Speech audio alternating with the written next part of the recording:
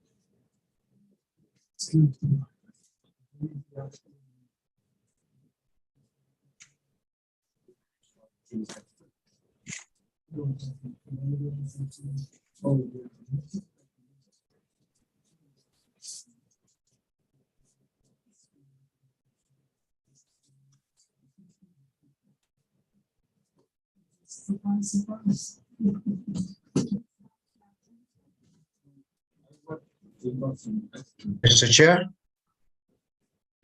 Vice Chair Laguan? Yeah, I guess we'll hot second now. Yeah, without, I would like to move to approve the minutes subject to corrections. If anybody in the matter of time, so we have other business that is important. Mananangay, familia ka na. So I move to approve the minutes subject to corrections. Okay, motion to approve the minutes. Can you just make a note that the minutes is from June 8th, 2022? Okay, to indicate minutes for June 8, 2022. Just must see, Madam Secretary. Okay, motion on the floor to approve the minutes of June 8th meeting. Do I hear a second? Second?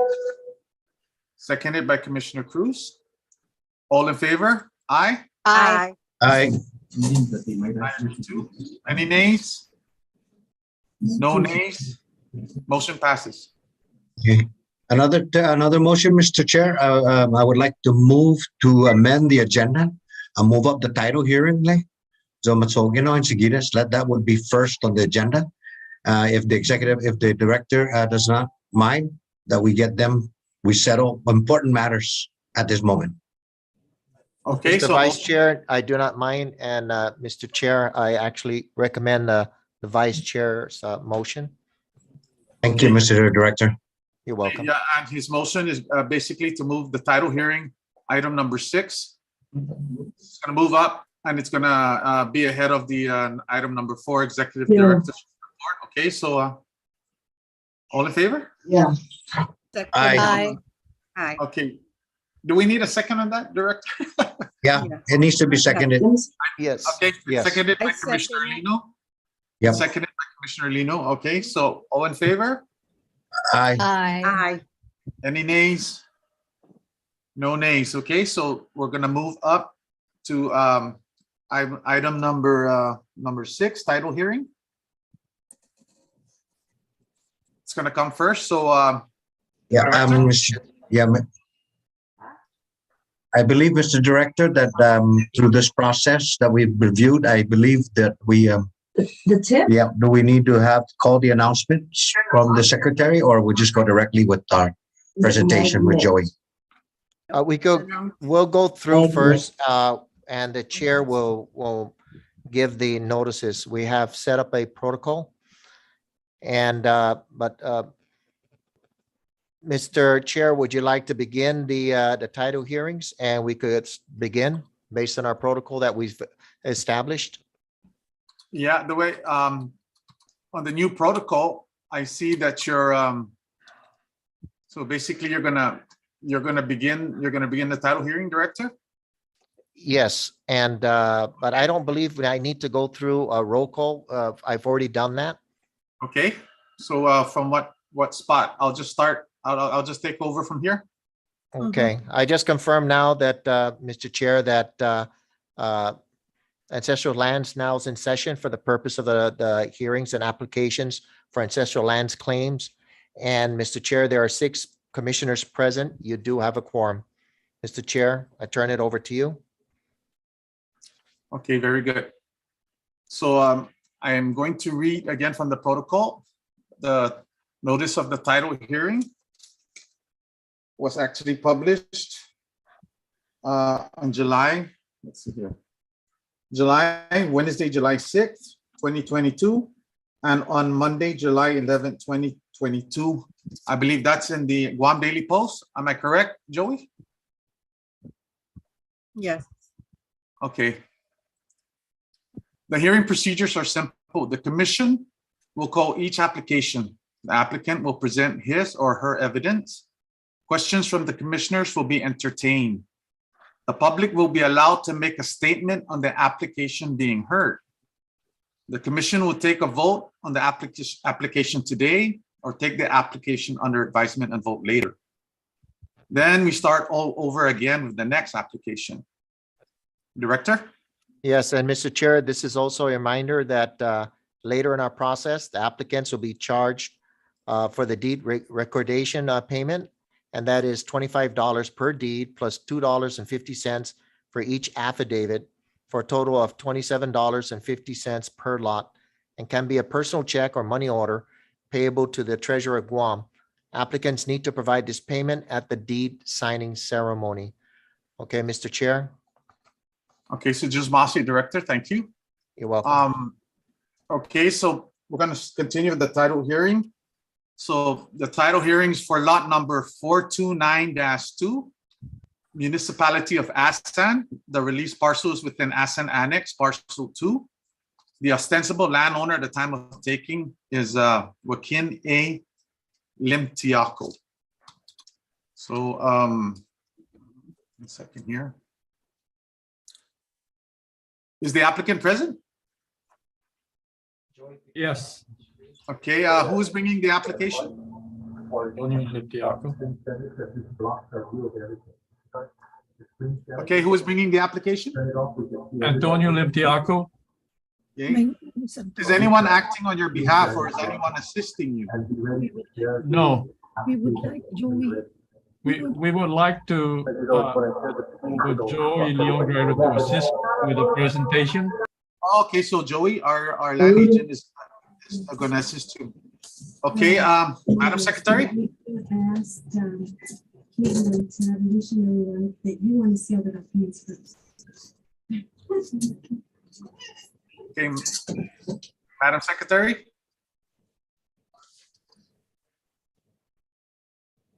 I'm gonna do the oath. I'm having a problem with the There, you're on. my You're email, on. so I cannot look at the lot number. Can you just give that to me? The lot number? Yeah, I can't The lot see my number is email on the lot 429-2. 429-2. It's in, yeah, Municipality of Asan.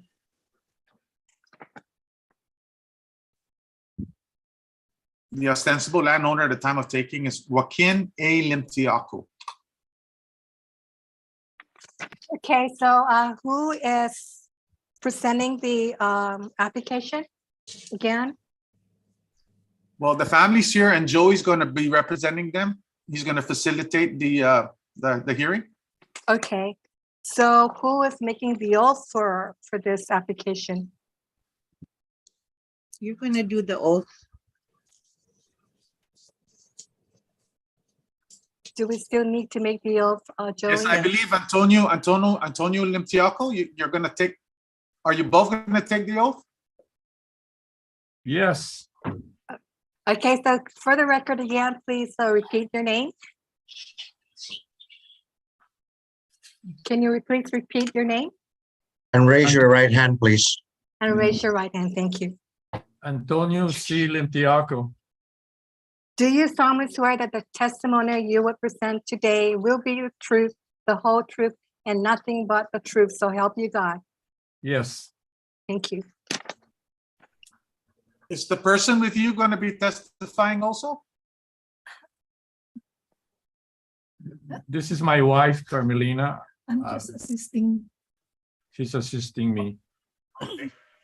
Yeah, just in case, just in case.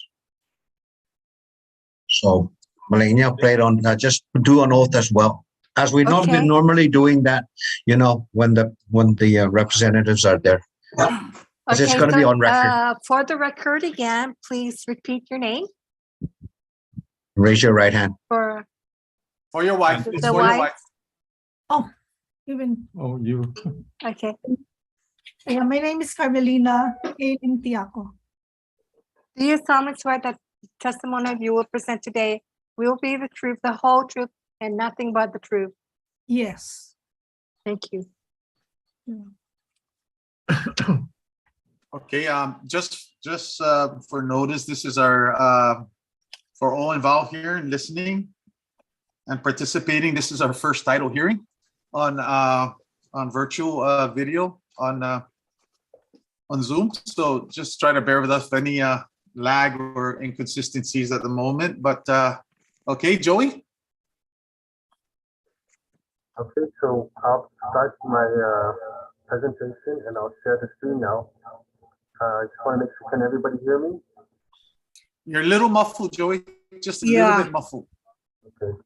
I can't hear. I think we're gonna need somebody.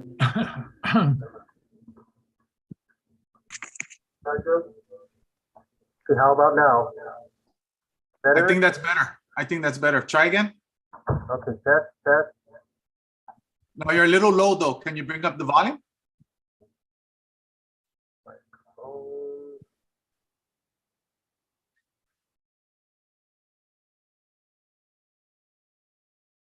The mic is at, my mic is all the way at the max.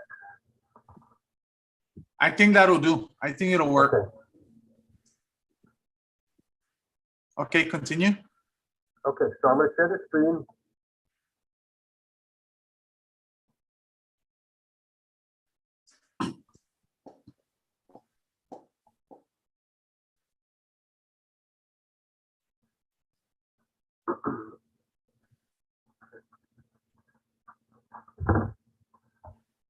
And so what we have here today is the title application for lot 429-2 Ascend.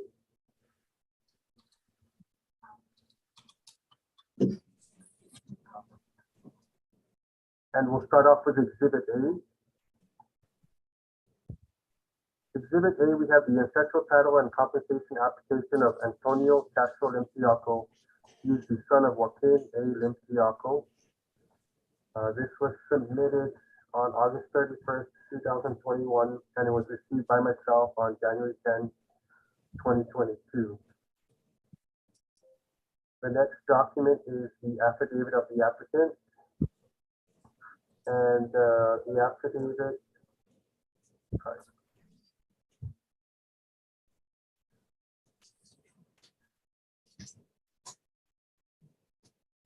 stating that he is the son of Joaquin A. Limpiaco. To his knowledge, the claimant is the owner of lot 429-2 Aspen. It is his belief that the claimant's ancestral title to the property has not been extinguished in relation to any part of the property. To his knowledge, the claimant is the only party with interest to the property.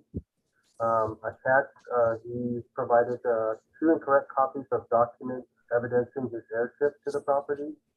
Also, he gave us a list of all persons and their last known addresses who are known to be persons with interest to the property. Should title to the property be restored in the name of the claimant who is deceased, he declares that he is qualified to serve as the administrator of the claimant's estate, and he will ensure that probate for the claimant is opened and respective interests accounted for and distributed according to Guam's probate law.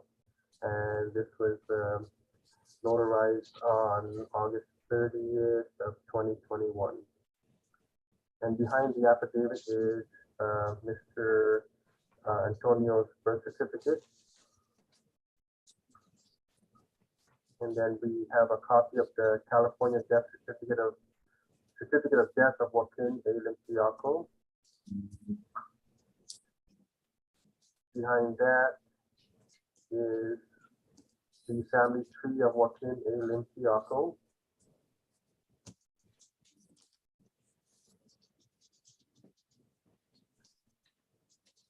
And then the next document is his passport showing proof of identity. And the last document under Exhibit A is his claim of interest, and this has been recorded with the Department of Land Management under instrument number 964799. So that's everything under Exhibit A. Any questions? Just that his passport is about to expire. Continue, Joey. All right. Okay, so, and then the next exhibit will be, The passport has been renewed. Okay. It's still good though. It says July 26. I have a passport that's renewed for another 10 years. Okay. okay. Continue, Joey.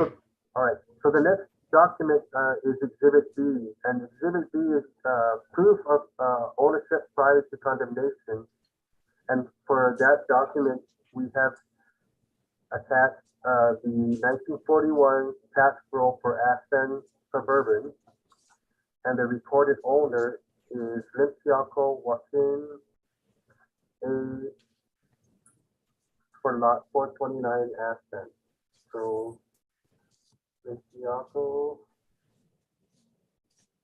Joaquin A. 429. So this is the document showing proof of ownership prior to condemnation. And again, this is Exhibit B.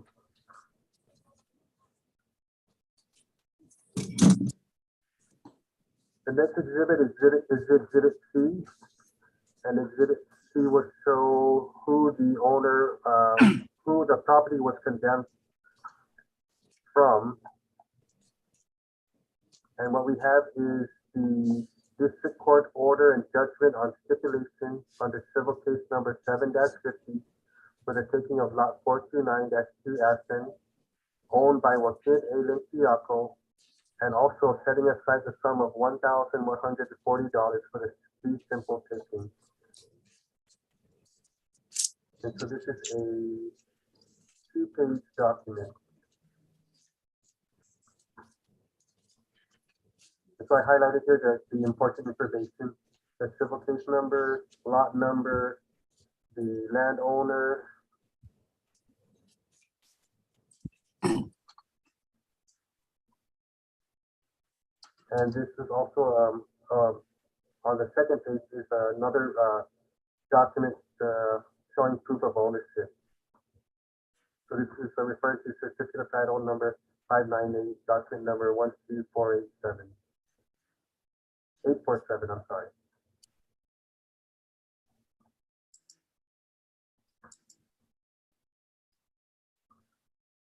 And then the next document would be Exhibit B, and Exhibit B would show us that the property has been released from the federal government to Gov Guam.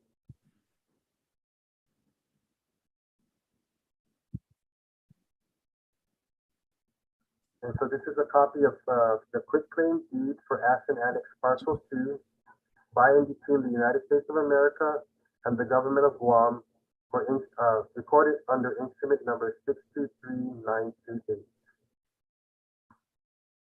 Again, so this is again the transfer of the federal parcel to Gov Guam.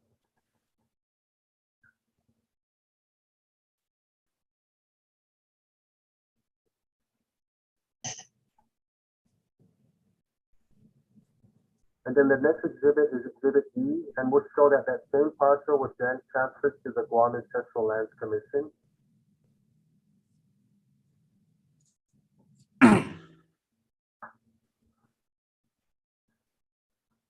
And Exhibit E is a grant deed between the government of Guam and the Guam Ancestral Lands Commission for Aspen Annex Parcel 2 under instrument number 628549. So here's the grant deed.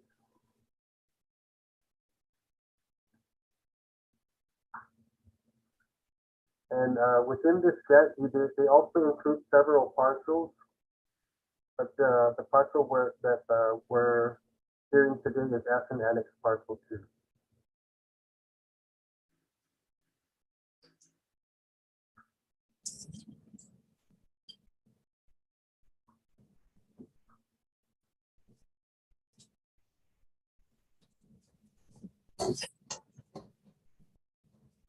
Okay, the next exhibit is Exhibit F. And the purpose of Exhibit F is to certify whether the lot that's being heard today is within the parcel that has been released by the federal government.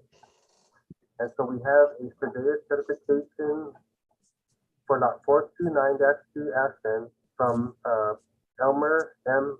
Pineda, professional land surveyor number 82, concluding that lot number 429-2 is within the boundary of the return parcel identified as the Aspen Annex Parcel 2. So we have the certification. And then behind that certification, we have some map exhibits.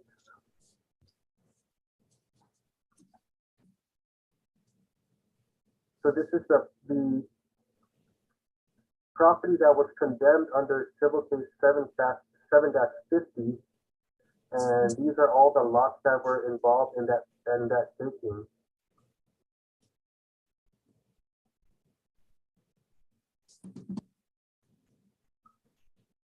And then when the federal government returned the land, they didn't return the whole property. They just returned a portion of it.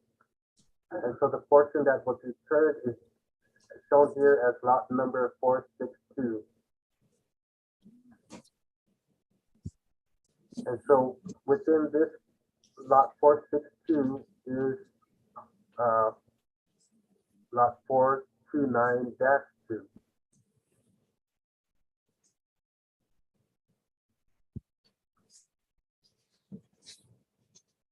So here is that Aspen Annex Parcel 2.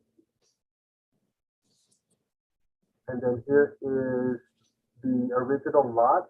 So you can see that there's 1, 2, 3, 4, about 5 original lots within the Aspen Annex Parcel 2. And this is the area that we would be returning to the original landowner. That's the area in red, Joe? Yes, the area in red. And this portion here, unfortunately, is not going to be returned to them.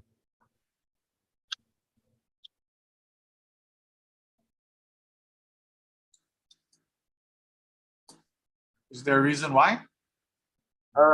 It's not. It wasn't part of the release. I believe this is a federal building, and so they didn't return that this portion here.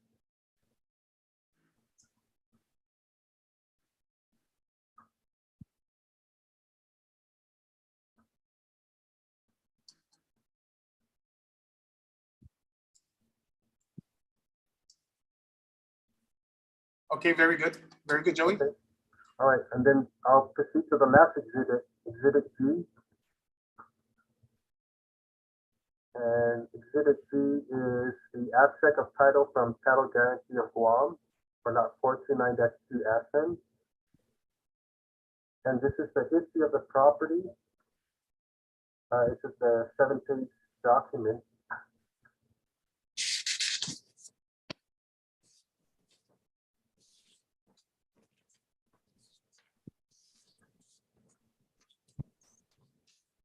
And so I'll just try to read through it real briefly.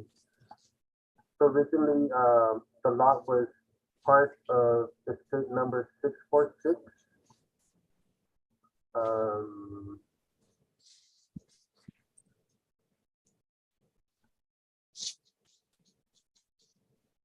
And this was, it belonged to Manuel Africui y Camacho in 1900. Dated in 1890, but recorded in 1900. And then looks like there was a distribution of this property to Joaquin Justo and Ignacio. Parts of land.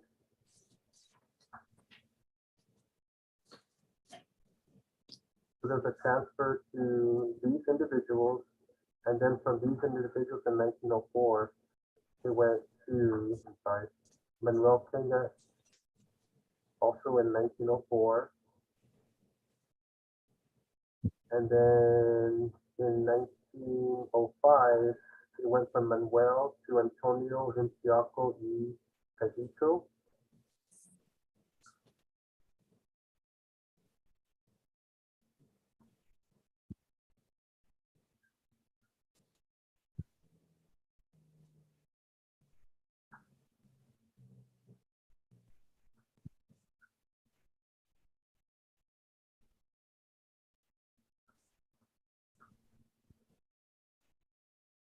And then it looks like he's confirming he's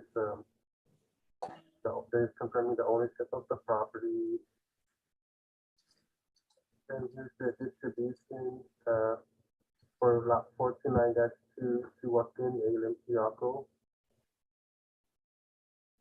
That was done recorded in 1933. And then he was issued a certificate of title under certificate of title number 598 for lot 429-2 Aspen. And then we have the taking of the property. And so they also confirmed that the property was taken from Joaquin A. Limpiaco. And then again, we have the 1941 tax roll. And then some motion for judgment on the declaration of taking for the lot under Civil Case 7-50. There's also a taking under 3850. I believe this was a leasehold taking. Page 5, we have the claim of interest of Mr. Limpiaco for the lot. And then page 6 is the signature of the authorized signatory from Title Guarantee of Guam. So it's actually just 6 pages. So, Mr. Chair, based on all the exhibits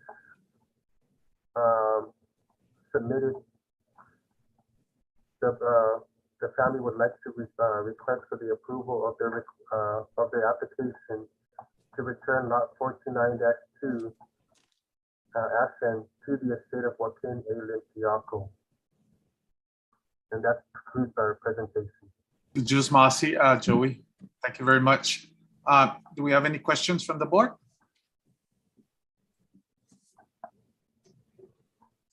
Commissioner Orlino.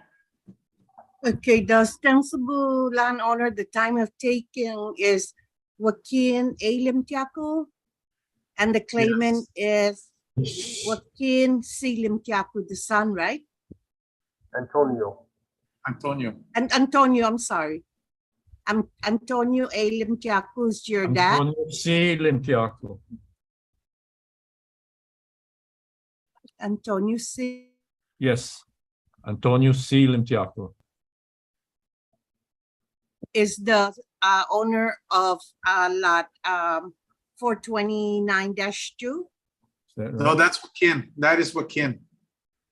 Joaquin is the owner. Yeah, Joaquin is the owner. The Right. ostensible owner, yeah. Ostensible landowner at the time of taking. Correct. And We have that's the for son. lot 429-2, right? Yes, ma'am. Okay. 429-2 Aspen. Not, I thought I saw 456 or something. I'm sorry. 429. Is So that on top? 4292 is the claim for today, right? Yes, ma'am. Yes. Okay. 429-2 Aspen. Original landowner, Joaquin Asabri Limpiaco. Okay. And the son is the one that's filing the application. Uh-huh. Antonio Castro Limpiaco. Antonio, okay. So What mall on did you the go deed, to? it should be deeded back See? to Never, Joaquin. never went around there. God. What? Let me see the soup. The one Sue's holding. We're getting Finished. Oh, yeah. That's good. That's nice. I Sorry, like that one. I can't hear. Continue, ahead. continue, Commissioner Orlino. You can continue. So the deed is gonna go to Joaquin A. Limpiaco, yes, that's the request. Yes, yes. Right? Okay, That stayed off. stayed off. Joaquin A. A. Limpiaco. Limpiaco, 429-2. Okay.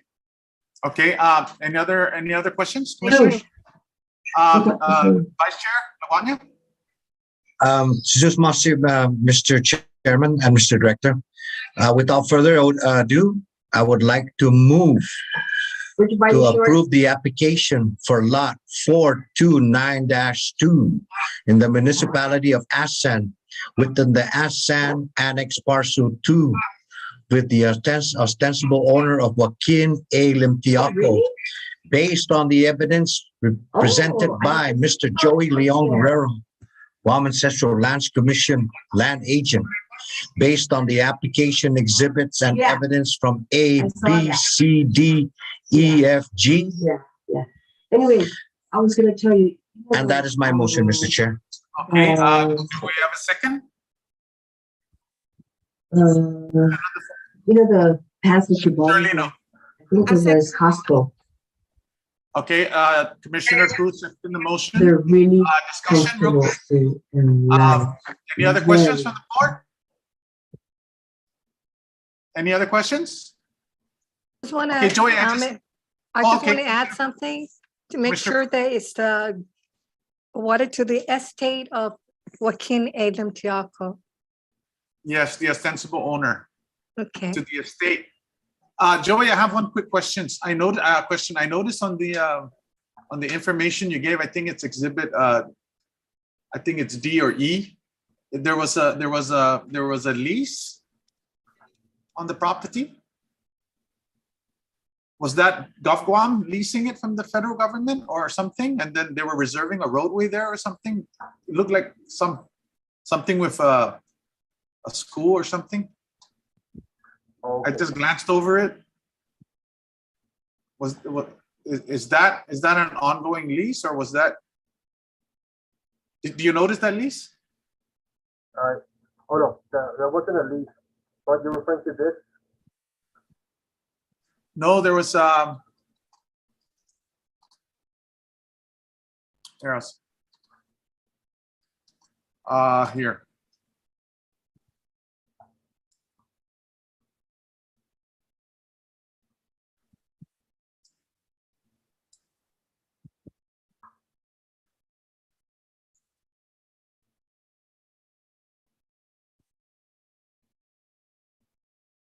Do you see it? Oh, the 25-year lease? Yeah, well, yeah. I noticed that there was a lease. Education? Yeah. Yes. But since then, again, it's the policy of Gulf Guam to return these lands to the original landowner. So basically, the other properties that were a part of this, we already returned those properties. So so I guess Gulf Guam hasn't, or they have not proceeded with the construction of the school. So there's no restriction on this property. Also, there was some kind of a lease agreement, and then Yeah, it didn't get effectuated or something. Yeah, there was a plan to build a school there, but it never happened. Oh, I see. Okay. Thank you, Joey. Okay. Okay, motion on the floor to approve the request of the applicant for the deed transfer. I'll second that. Okay, it's seconded. But before we continue, is there anybody here that wants to make a statement contravening the evidence presented or is in disagreement with the applicant's claim of ancestral lands ownership? We right? Okay, I just would like a comment, Mr. Chair. Last comment. continue, Vice Chair. Oh, okay. Yeah, okay. I know there's no one to contest the matter, but I would just like to thank the family I for remember she bringing up said- the application. I would like to I thank don't know our if she director confirmed, But she said, for Rosie following up wanted on this to, matter. I would like to thank Joey Leon Guerrero and the staff of the Guam Ancestral Lands Commission that we move forward in this So, endeavor. This is our first hearing. I'm just waiting. And I just would like to congratulate the family, Mr. and Mrs. Limtiaco. Thank you. Once we go for the vote, Okay. and we're all in favor. I'm Thank in you. favor. Okay. So just Masi, Vice Chair. Okay, having heard the various presentations on the application for title for lot number 429-2 to the original landowner of Joaquin A. Limtiaco, the commission having, we're gonna go for a vote. So all in favor? Aye. Aye. Aye. Aye. Any nays? No nays? Okay, the commission having voted, the necessary number of votes is required below hereby grants title. Yeah. A public notice will be issued and staff will also make personal notifications to the applicant. Once published, the 10-day appeal period begins. Please see the executive director if you have any questions on the appeal period. If no appeals or protests are registered, staff will arrange a deed signing ceremony as soon as possible at the end of the appeal period, subject to scheduling. Thank you for your presence today, and we look forward to seeing you at the deed signing ceremony. Director, the motion passes, Director. This is Thank you, Antonio. Mr. Chair. This is Antonio Limtiaco. I have a question. Sure. In regards to the map that was shown previously, it looks like this property is landlocked. Is that correct? Joey, do you want to answer that? Yes, yes. So, Mr. Lempiaco brought it up, and basically, I just advised him that, we can, the best we can do is bring it up to the board. There's really nothing we can do. What we've tried to do to correct this from happening in the future is any future deeds from now on, we will put a condition that the landowner or the estate, or I guess whoever whose land is deeded to, they will provide access to the surrounding lots. But as of right now, I believe we from surrounding lots prior to that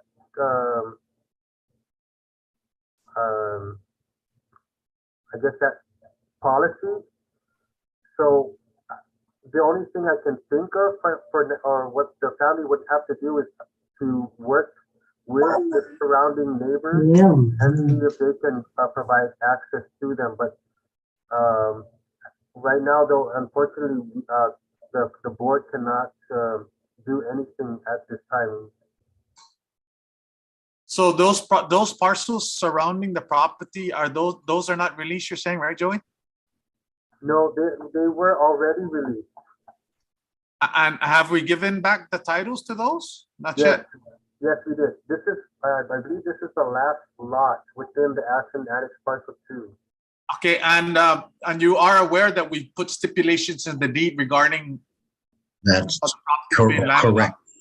Yeah, Correct. but I believe the stipulation didn't come out, or those stipulations weren't put in time to the previous deeds. So those previous deeds, I believe, they didn't have that stipulation. So these properties don't have that stipulation? Yeah. So I mean, Wow. unless they go when they subdivide, hopefully when they subdivide these properties, hopefully land management will look into it and recognize that there's a landlocked property, but that's not something that we can enforce, or it's something that the family would have to work out, or I believe something that they would have to work out with the neighboring lot. Is there something that we could do to have that information, or that's just basically it's a lot of work to do to get that information on where those lots stand for Mr. Limtiaco? Well, it's not a requirement, but what land management has been doing is they've been forwarding or they've been routing the maps concerning ancestral land to me. So when they go to me, I always make sure that, the surrounding lots are not landlocked.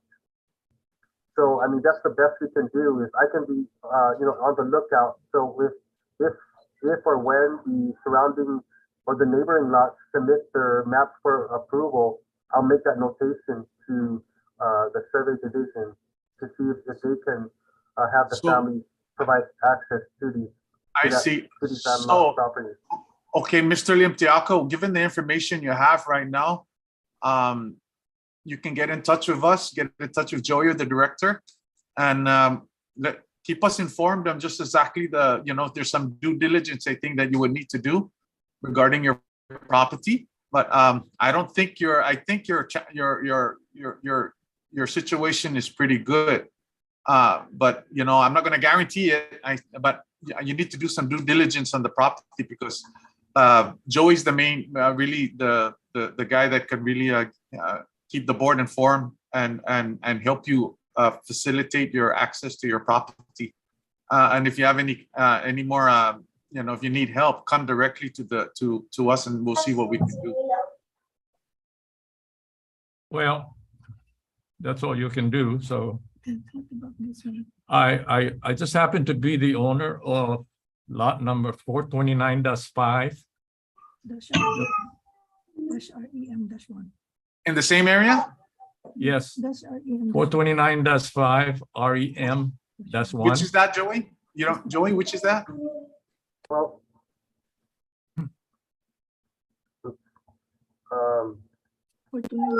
REM dash one. Which lot is that? 429-5. are you able to see it, Mr. Limpiaco, on the screen that I'm sharing? Would you be able to point it out? This one. This one. See that? So, there's this long structure here. Would it be to the left No, this is or the just, pump? That's a pump station, right, Mr. Limpiaco? just right Yes, on the yes. right Okay, side. so to the right of it is this That lot one. here. That Is one. this your Yes. lot? Yes. That's right. Okay. So this Wow, is the lot Mr. you're talking about. Mr. Chair? Yeah, Vice Chair? Yeah, okay, Mr. Limpiaco. In the past, we did include that in the deed, and that to inform all the landowners now that these lands have been occupied by the military for years, and it's through the gentleman's agreement, so to speak, now, to alleviate those problems. I know it takes away land from everybody when they start doing the surveying, and then they have to give for easements. But kung nasusunod, you normally follow the Bukar Trail, and if that was the only access, I believe you can probably, that's what, through my understanding, just to get in access into your property in the meantime. But normally, Mr. Chairman, if you recall, we did include that in those deeds, that we Yes, inform all the other landowners that, we work amicably, so Yeah. that everybody can be sa ambisti bisino, tita tafan mumumo de bisino, tafanafamalik. Our ancestors were there at those times. Let's live in the spirit of our ancestors. Tafanafamalik, just to get into our property, or else we'll be locked. So Yeah. So But it looks like your property, abuts right up to it on that point. Yes. That's Yeah, it looks like it abuts it and it goes right up to it. You might be able to get access through that. And your other options is to, with land management, to work with some of the families there. Sometimes it's like exchange for a little bit of theirs with yours to expand theirs, or you know what I mean? Give and take. So, Yeah, since I- some of the families have been doing something like that, Yeah. where if they in need of access, they would get in touch with some of the families that were in the front and work out an arrangement. Joey is confirming that the language is not in the deeds when we gave deeds back, unfortunately. Previous. After we, Previous. yeah, after a while, we ended up seeing recognizing the problem with it, and we put those in those deeds. And apparently your deed is going to have those stipulations in your deed as well. Right. So what- again, you what is- have excuse me, what is the stipulation on my deed? Joey, can you just elaborate on that real quick? And so I'm showing it on my screen right now. So basically, that you will provide access or easement if needed to its surrounding lot to prevent any landowners from being landlocked. And subject to any reservation the commission may make for access or easement, which will be determined upon completion of a master plan by the approved surveyor. So that's the stipulation we're going to be putting on your deed, that when you record your map, that you will provide access to your neighboring lot if it's landlocked. I see. I see. Yeah. And so sharing this other, so these are the lots that were involved with the action annex parcel 2, 429-4, 429, 429-3, and 431. And the stipulation, we only started putting that in 2004. So I'm sorry, I guess we also, 429-4 also has that stipulation, but the one that we were hoping that would have had that stipulation was in lot 431, but we deeded that property prior to requiring that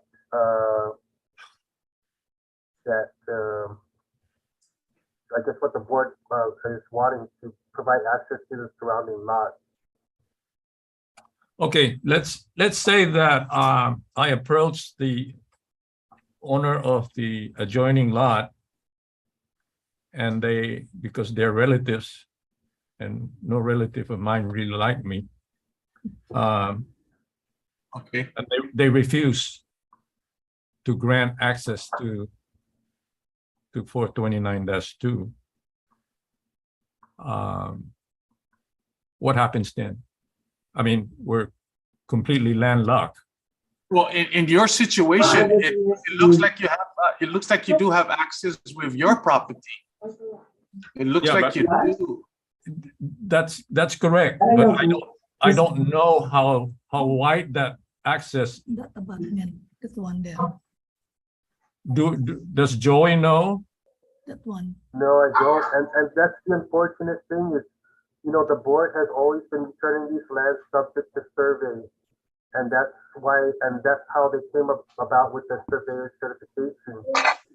So, you know, hopefully in the future, we can change the policy to get surveys done before we return these lands. But unfortunately, the policy right now is we just return the land as is, unsurveyed.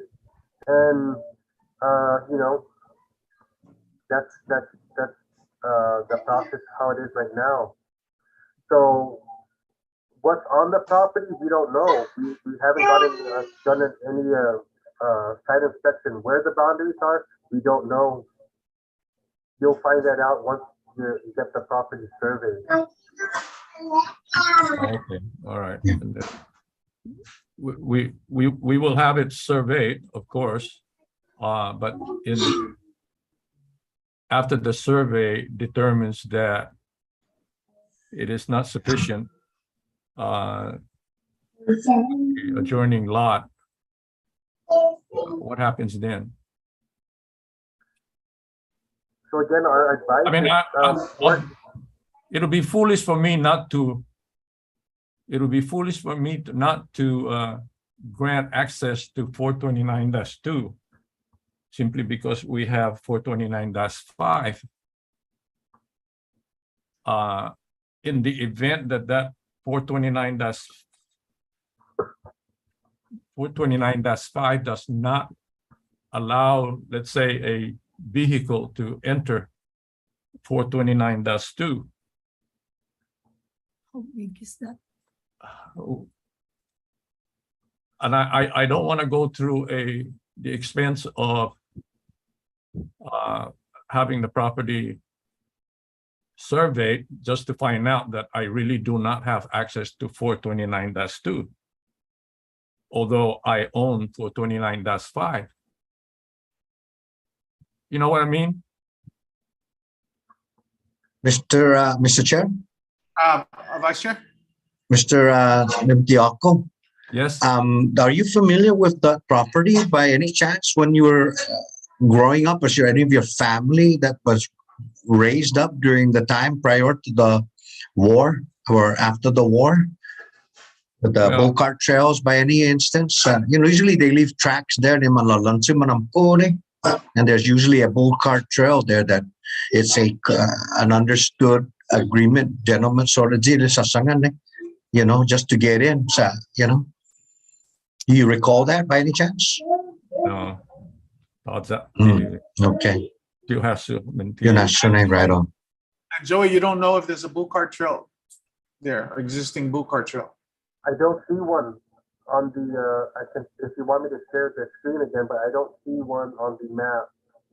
Because the adjoining lot was part of the, I guess, and the neighboring lot was part of the original estate. So. Yeah, I don't Mr. see- Yeah, Perhaps, go ahead. Mr. Chair, Mr. But- Director, maybe our director might chime in on this. It may require an amendment to the enabling legislation or anything, Mr. Director. Can you comment on that? I don't know if we can, by law, go out and take property from other people that has already been returned to them. I understand what Joey Leo. It appears that there may be an entrance point there. Mr. Limpiaco stated that he did not recall any bull cart trails or access roads to the property at the time.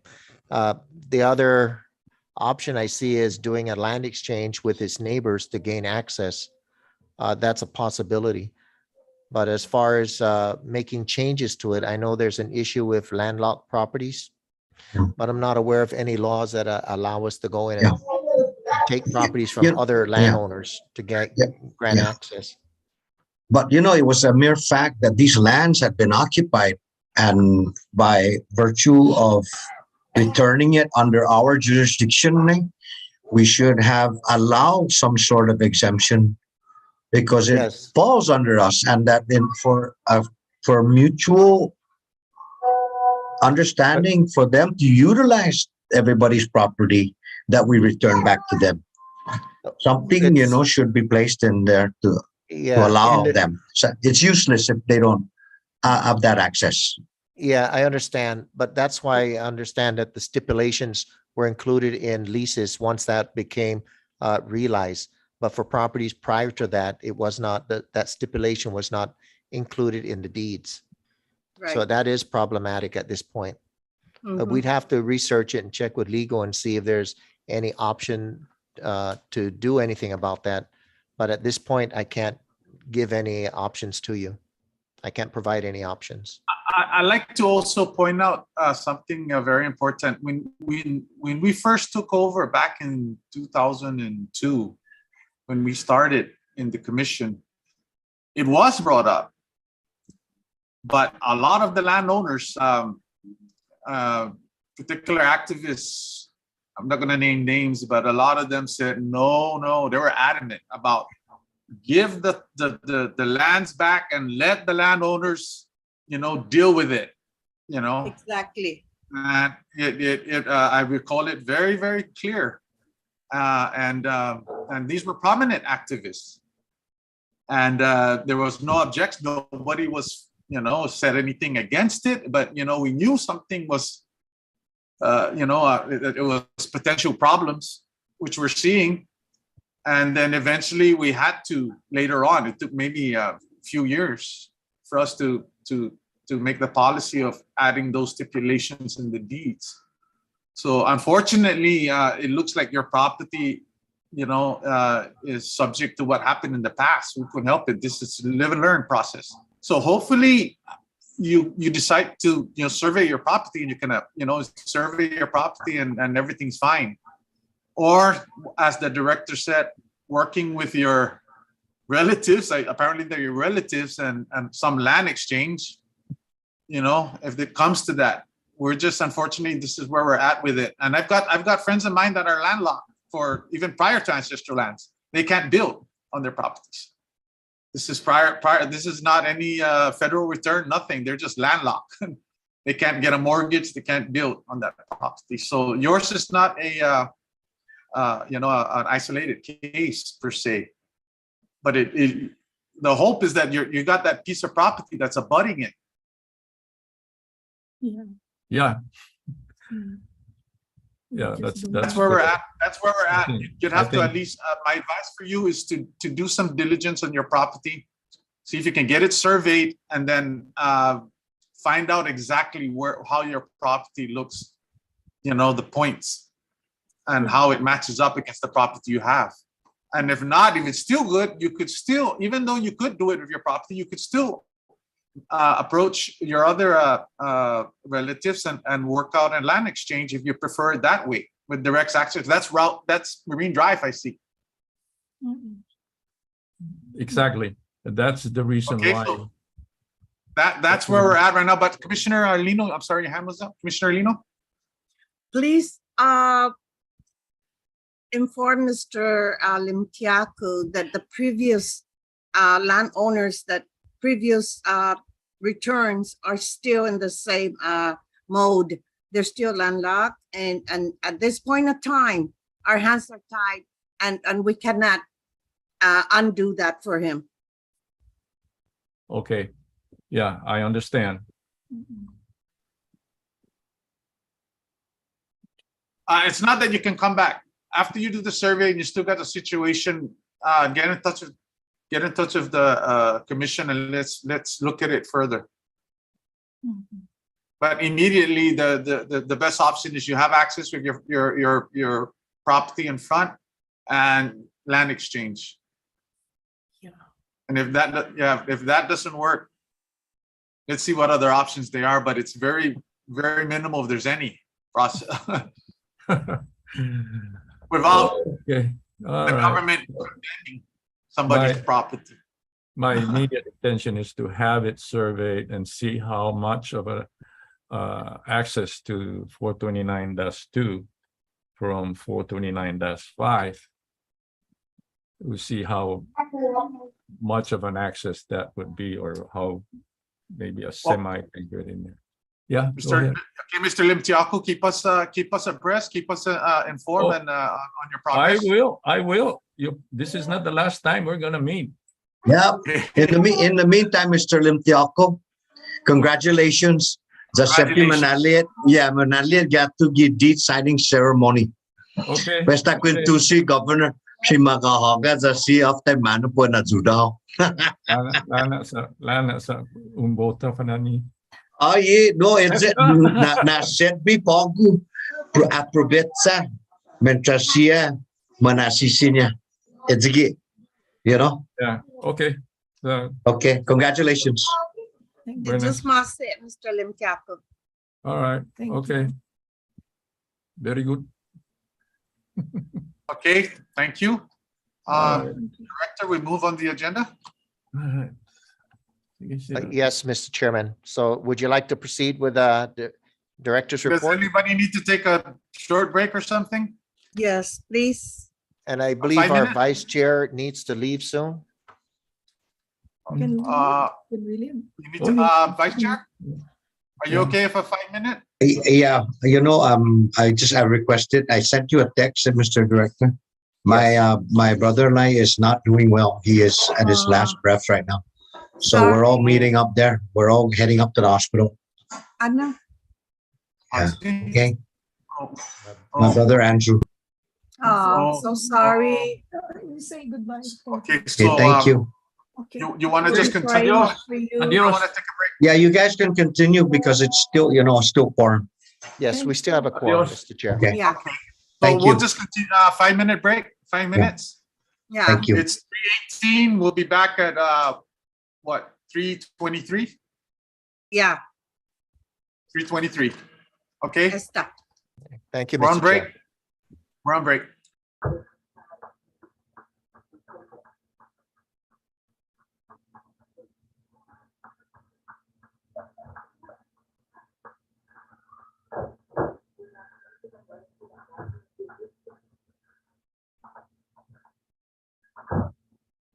The only that was not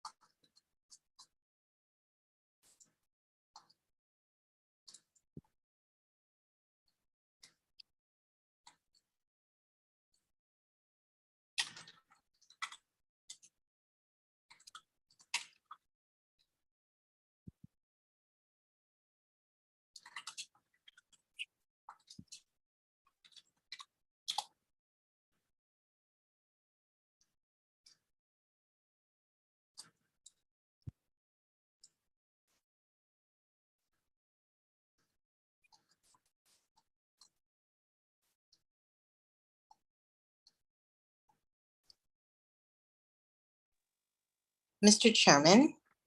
Yes, Commissioner Camacho. So, Buenas. buenas, before we go back into our board meeting, can you Sure. just ask everybody online to check their mics? If they're not talking, they need to mute because there's a lot of background noise Okay. interfering with the speakers. Yeah, I heard that too. Okay, very good. Very good. Thank you.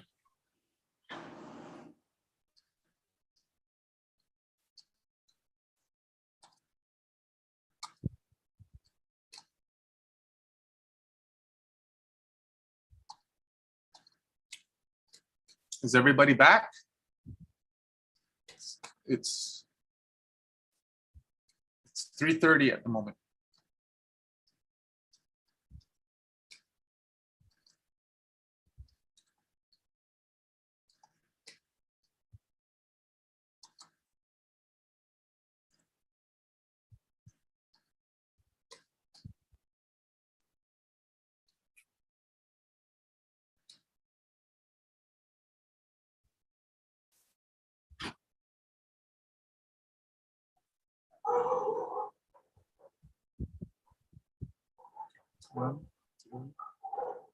Yeah, we still have a quorum. We got 5 of us here still.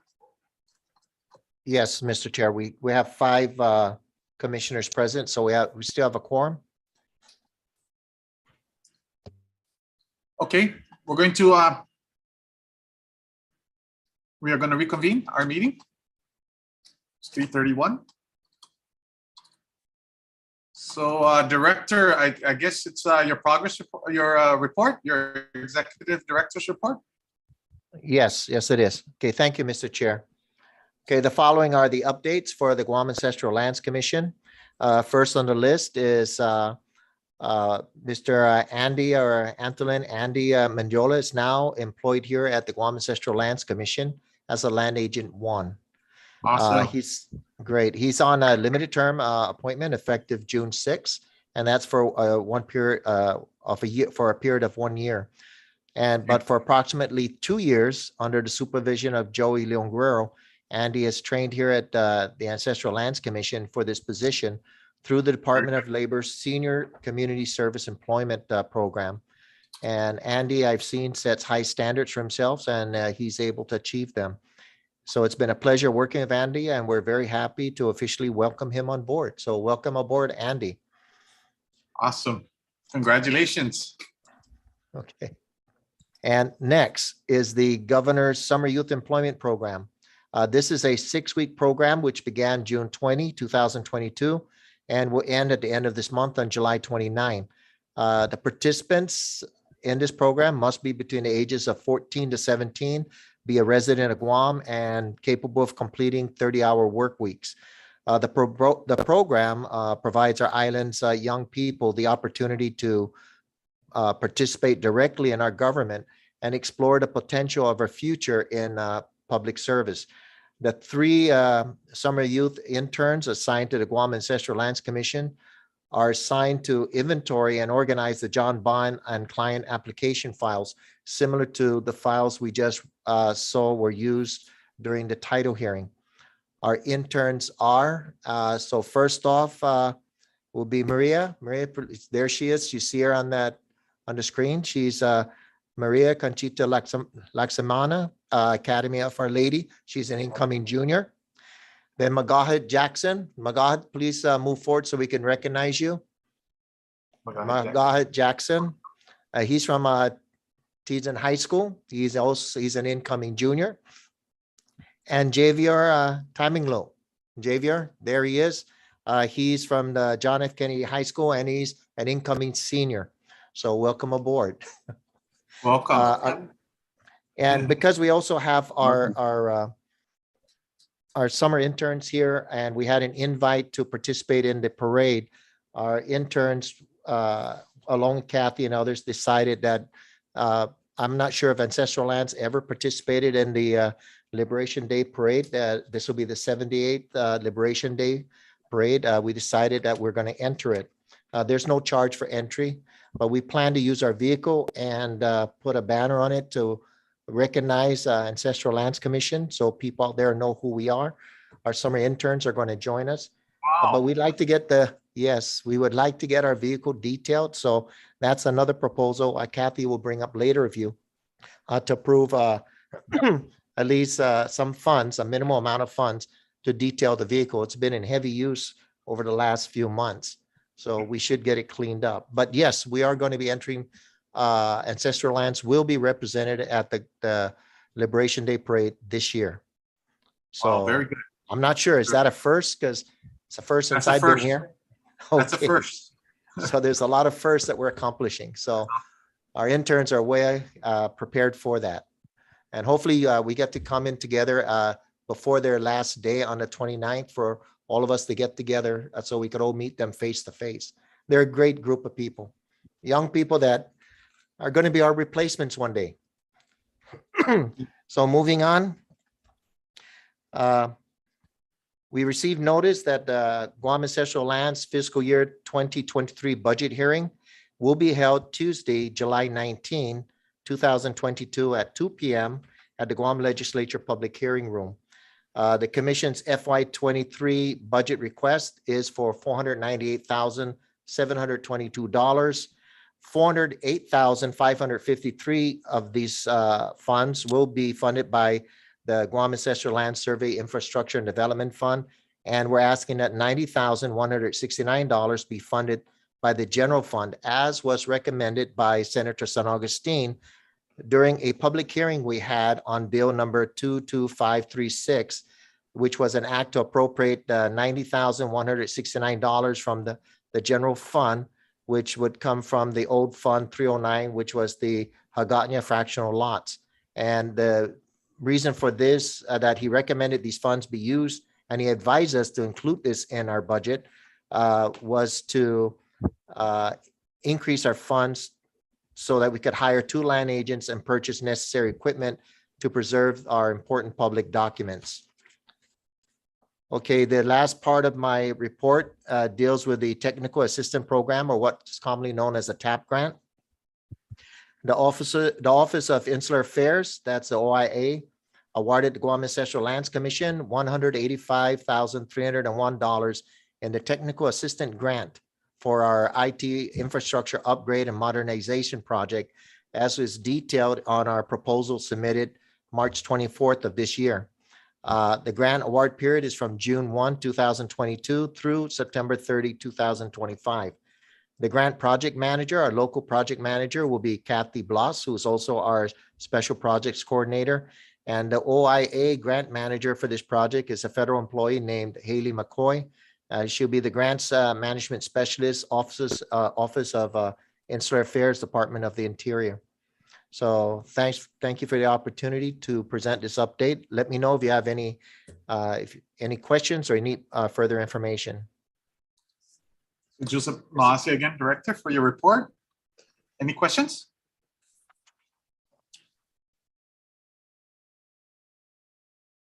No questions? Okay, later on, towards the end of the meeting though, I believe Kathy was going to ask for the board to approve, I think $100 and some to detail the vehicle in preparation for the parade. She could give you the specific numbers that's needed on that.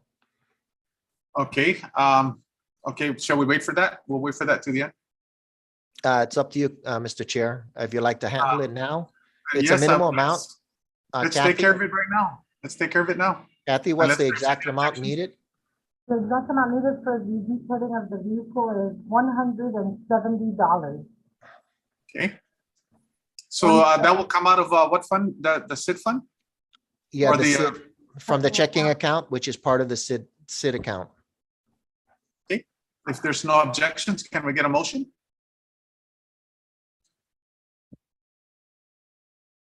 Commissioner Alino?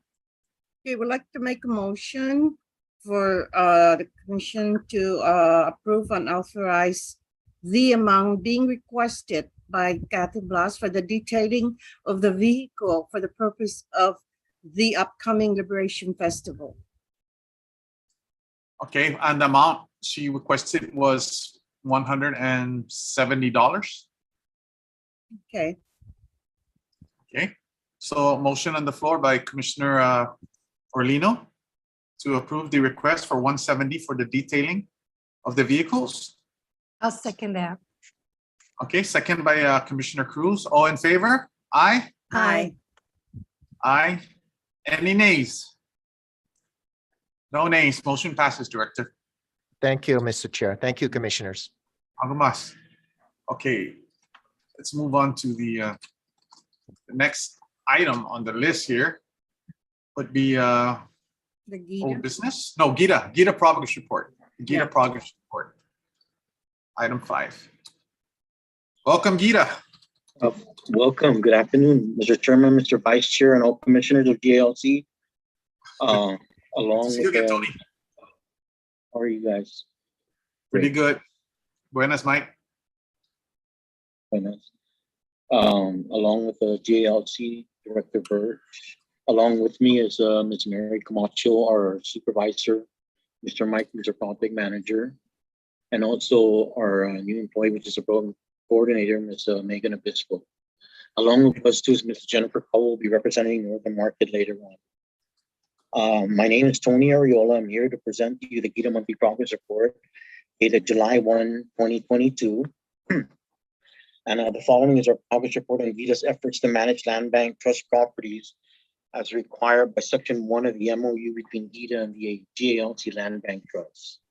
First one on the list is Weddingale Junction, which is Northern Market. Their total deferred balance is $1,125,082.72, with their interest at $211,056.37, which gives them a total outstanding balance of $1,336,139.09. As you know, Northern Market is an extended 1-year full rent deferral that will be expiring October 2022.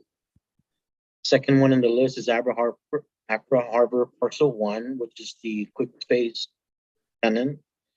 Their last payment was received on June 10, and their outstanding balance is $3,989.13. Moving on down to Abra Harbor Reservation F12 for Matson.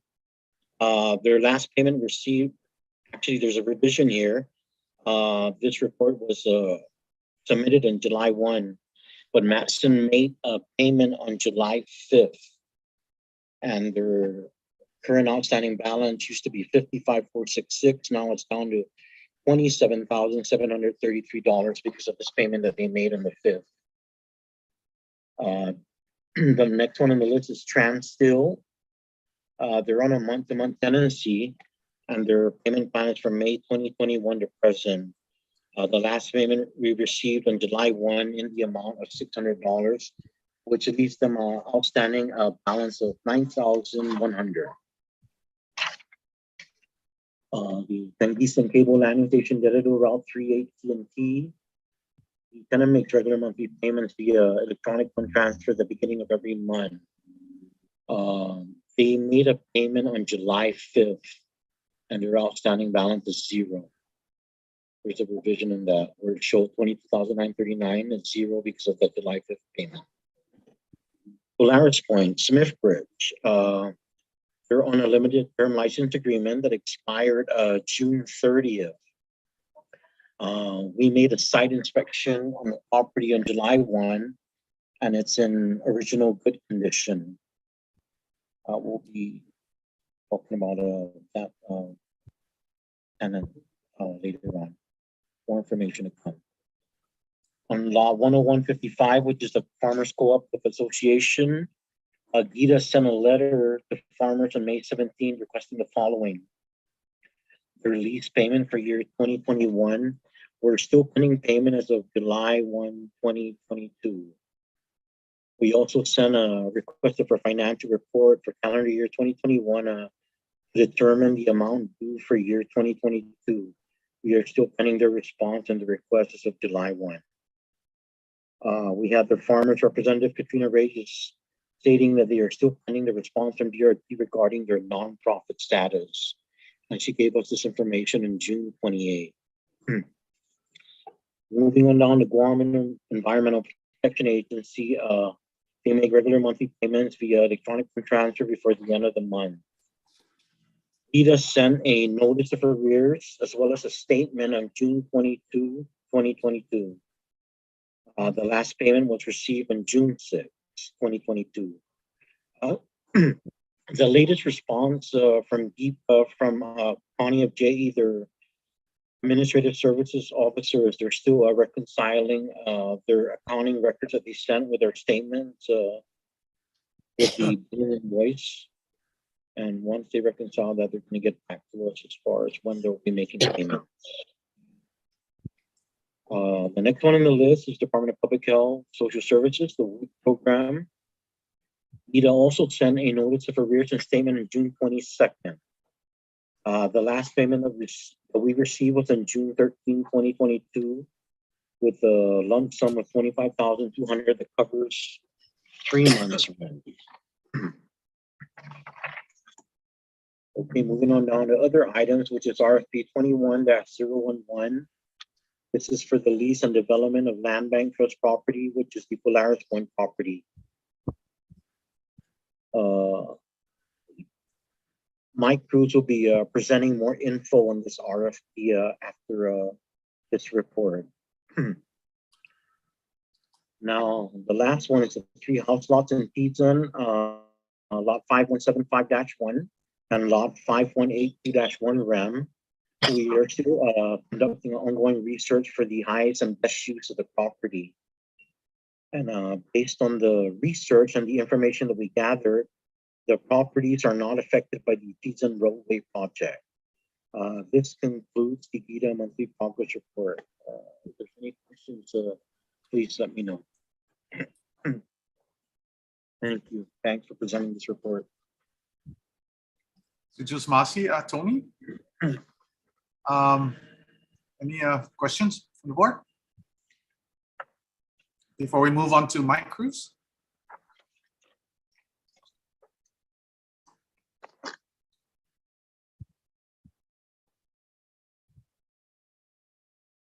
Is there anything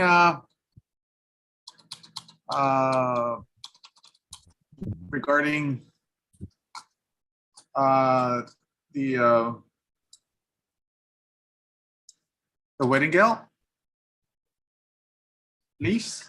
Any questions with that?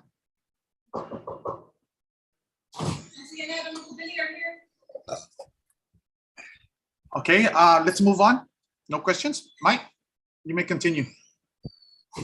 Thank you, Mr. Chair. Actually, I think we do have a representative from Northern Market,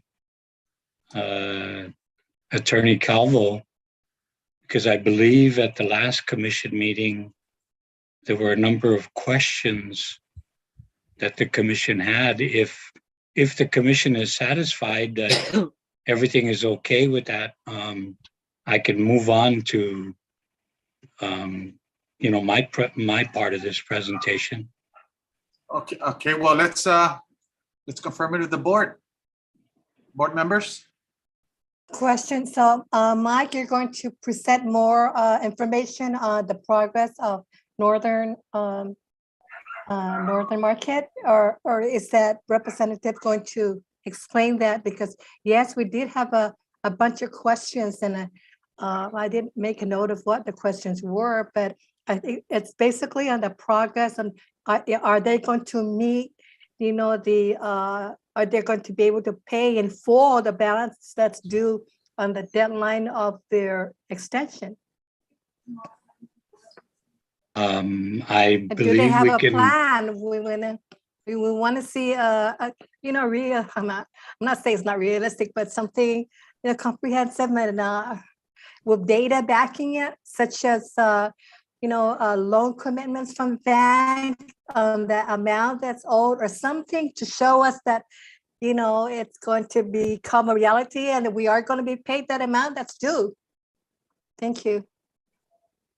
Attorney Calvo is online, so maybe I'll turn those questions over to her. Yeah, if I could just elaborate a little bit, if I kind of remember some of the questions that was asked on the last meeting. It was regarding like how they were going to move with catching up? What was their plans?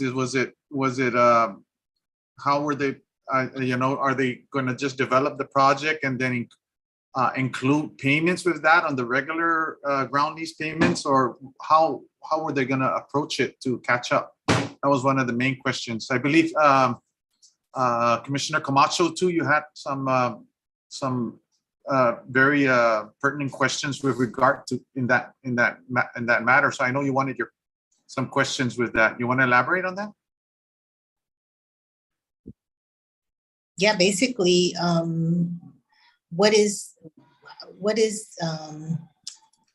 I guess we want details on how the Northern Market is going to pay its arrears, and we're just concerned that every month another rent is due, and so we're just wanting to know the details, right? We have a lot of generals on, changes in design and things to accommodate what we experienced during COVID, where I recall Mr. Camacho saying that they're probably going to do more maybe drive-through type a space, but I think we need more details as to how and when we can expect payments, right? Rent payments to clear the arrears. Correct. So good afternoon, commissioners. My name is Jennifer Calvo, as Mr. Cruz mentioned. We actually submitted, and I'm not sure that the commissioners received a copy of the progress report that we submitted to GITA in May at the last meeting, where the additional deferral, or the 1-year deferral, was approved. We were required to submit quarterly progress reports. So our last one was in May. So I can just give a quick recap of that in the event that it was not circulated. Basically an update on first, I guess, the tenants. In April of this year, we did sign a lease agreement with Bank of Guam for their kind of northern branch. I guess that'll be kind of their landmark northern branch. So that's one tenant that we have actually executed a lease for. And in connection with that, we're actually negotiating now a development agreement. Under the lease agreement, we're required to deliver a pad to that property. So the development agreement will address the cost of that pad, and then as well as the infrastructure work that's necessary to get them fully operational. We are also close to finalizing a lease with Kings. I know that they had reported in some media that they were intending to build a location here. So we'll be finalizing that as well. That's about 6,500 square feet. I think that their property, their pad will be. We also have, and I'm thinking we mentioned this in the prior meeting, but Pyology, Adjusen. There was also a new kind of chain restaurant, curry restaurant, that was also committed to a space. So as soon as we wrap up the King's lease, we'll be executing those leases as well. Regarding, I know that there were a few specific questions that Mr. Ariola had circulated to us, to Mr. Carlos Camacho and I, prior to the meeting. Specifically, as I think Commissioner Cruz mentioned, you had wanted additional information about our financing efforts and any status or any responses that we've received from financial institutions. So in kind of connection with our negotiation of the development agreement with Bank of Guam, of course, we've discussed that they would be responsible for the cost of their pad and the construction of that. We've had to revisit the numbers because, of course, the construction and labor costs have just doubled, if not tripled, since the pre-pandemic discussions we were having. So we've kind of narrowed down the numbers. They're working on their design. Now that it's actually kind of a more practical exercise, they've wanted to add a few drive-throughs or things that having to work within their existing kind of footprint. So they've made progress. I think over the past few months, they've been working with their architect and with our architects and engineers as well to kind of make that happen and see if we need to kind of modify the actual space on the premises. However, we did talk to them, like I said, about the financing. So any additional costs of the infrastructure above what's required for their pad, we're seeking financing from them and negotiating that as well. We would like to, because I know that the expiration of the deferral period on October 31st triggers certain obligations depending on whether or not we obtain that construction loan. So of course, we're trying to get that done before the 31st. We would like to incorporate, some, hopefully, a partial, if not all payment of the arrears, through that financing. Of course, our financing is driven by the leases. So we're simultaneously trying to get all these tenants lined up so that we have committed tenants that are paying rent, which will also, the rent will incorporate some of the construction costs. So that's, hopefully additional information that's helpful to see kind of where we are and how we're progressing. But, we're optimistic about getting the leases signed. Definitely with King's, probably early August, and then with the other tenants, who share common ownership. So, that should actually be kind of, 3 leases done kind of simultaneously, hopefully by the end of August. And then, of course, we can get into more detailed discussions with Bank of Guam about the financing for the costs. But right now we've decided to kind of phase it out. So our primary focus is, of course, getting the Bank of Guam pad constructed and just kind of doing kind of the phase 1 infrastructure costs that are only necessary to get them operational, which is a way, will help us manage our costs and also, hopefully have the ability to start making these, payments on the arrears while then proceeding to phase 2 for Kings and the other tenants, and their structure is different. Those tenants, the cost of the construction will actually be incorporated into their rent. Whereas with Bank of Guam, we're handling their construction costs separately. So that, that's kind of a unique structure. I think that kind of deviates from the normal development or the initial development plan that we had when we were going to do the entire project at one time, kind of pre-pandemic. So that's the status of the leases and our financing efforts. I'm not sure if there were any other questions. Let me see if there was something in the progress report. We also included that there was a well-known kind of variety retail tenant called named Daiso, which has expressed an interest in opening a store there. So that'll be kind of a larger kind of big box tenant there at that at the space as well, as well as inquiries from other restaurants, cafes that we will continue to pursue.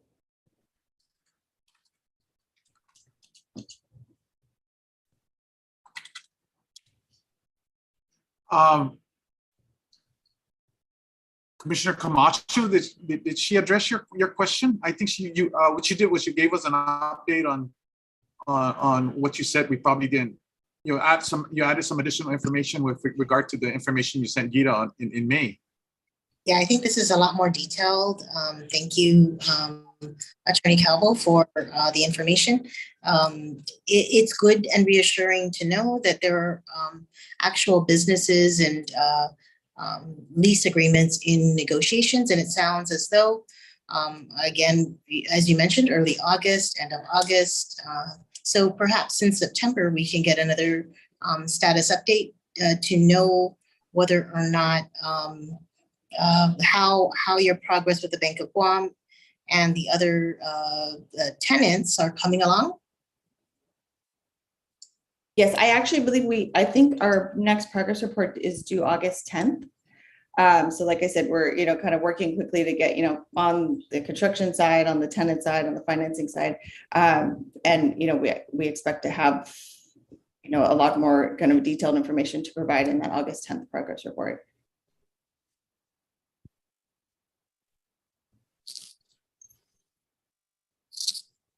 Thank you for the updated report. You're welcome. Did you address the question regarding the how you were planning to catch up on the arrears? Well, I did mention, and of course, we've just been in initial discussions with Bank of Guam, with kind of with their development team mostly.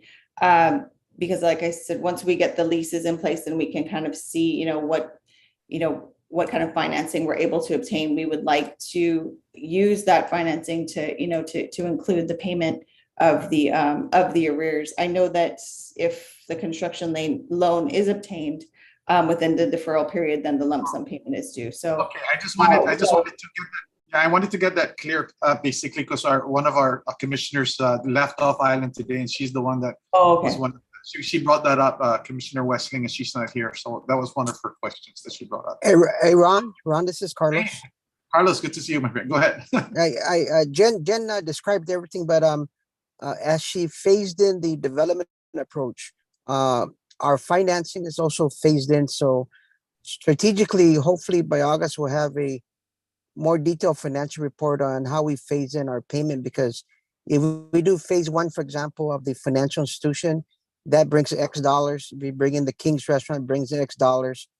And as we develop those structures and sign the leases, that keeps improving our tenancy base, and that keeps improving and hopefully zero out our, like I said, we hope to get everything all leased up before our end of our term, but knowing the construction timeline and period, it's not gonna happen. But the great news is that we finally got great anchor tenants that's gonna bring these guys in and then bring other tenancy in.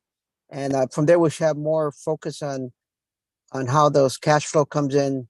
And again, as I stated many years and to today, we never asked for any forgiveness, but we will come out and show finally how that liability will be finally covered in our financing strategy. Just Masi, thank you. Yep, thank you, Ms. Calvo, for getting us up to date, and Carlos. Any other further questions? No further questions. Just Masi, and thank you for your update. thank you. Thank you very much. Thank you. Thank you, Carlos. Okay, we can continue. Mike? Thank you, Mr. Chairman. As the commission may recall, GIDA was directed to issue a request for proposals for a 5-year lease of approximately 13 acres at Polaris Point. This is all of the remaining property that's not under Matson. GIDA issued RFP 21-11 on September 17, 2021, with the deadline for receipt of proposals on October 18th, 2021. After evaluating the proposals with assistance from the commission, particularly Director Birch and Vice Chairman Laguatna, we recommended approval of the evaluations team's recommendation that Smith Bridge ranked the highest, and we notified them on November 18, 2021 of their ranking. We began negotiations on the lease shortly thereafter with, again, participation from Director Birch and Vice Chair Laguatna. We initially raised questions regarding their proposals. We had a series of meetings to clarify various points in their proposal, and we drafted a lease agreement, which we currently have with Ancestral Lands Legal Counsel. To give you a sense for the proposal and what we've thus far agreed to, again, subject to Ancestral Land Commission approval, the original, regarding rent, the original offer was $1,000 per acre per month, which is higher than the appraisal that was done for the nearby Matson property in June of 2021 by Cornerstone. This offer was increased to $1,100 per acre per month in lieu of paying participation rent. Smith Bridge did not believe that it could pay participation rent because of the nature of their business and the fact that a lot of the inputs into their final product come from their different locations on island. So their proposal was increased by $100 per acre per month to account for not paying participation rent. The rent will be paid on properties that are currently usable. As you know, their prior tenants left a lot of debris on the property. And so Smithbridge proposes to use approximately 8 acres or a little less than 8 acres and pay rent on that until the remaining property is cleaned up. And here's the cleanup proposal that we've been able to negotiate. Basically, we're looking at cleaning up approximately 5 acres of property. This is property that is located behind Brand, the former Brand, and the property that was formerly used by Bali Steel. The agreement that we've reached, again, subject to your approval, is that the Smithbridge will commission the development of a cleanup plan based on an assessment that was done in 2009 for the commission. That assessment plan will identify the properties that need to be cleaned and provide a budget on the cost for that cleanup. Once the plan is developed and approved by the commission, Smithbridge will begin the cleanup. Cleanup costs, however, will be deducted from the rent, but Smithbridge will cover their own administrative costs to manage the cleanup. To develop the plan, the rough estimate is around $50,000 to develop the cleanup plan. That cost will be covered by the rent, and then the actual cleanup will also be covered by the rent at percentages that the commission feels comfortable with. If the commission wants to use the entire amount of rent for the cleanup costs, that's pretty much up to the commission. The commission has to decide on the cleanup plan what needs to be done first. It's the commission's decision.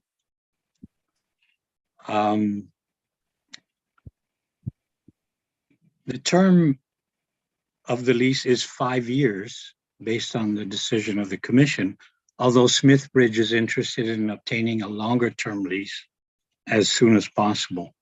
And what they intend to do, their proposed use is a batch plant, concrete batch plant, cement storage, general warehousing, equipment, shipping container, break bulk container laydown, cargo laydown, and other uses consistent with the M2 zone, which the property is currently zoned at. They expect that the total investment over the longer term lease would be $4 to $7 million. Initially, the investment will be pretty much the concrete batch plant.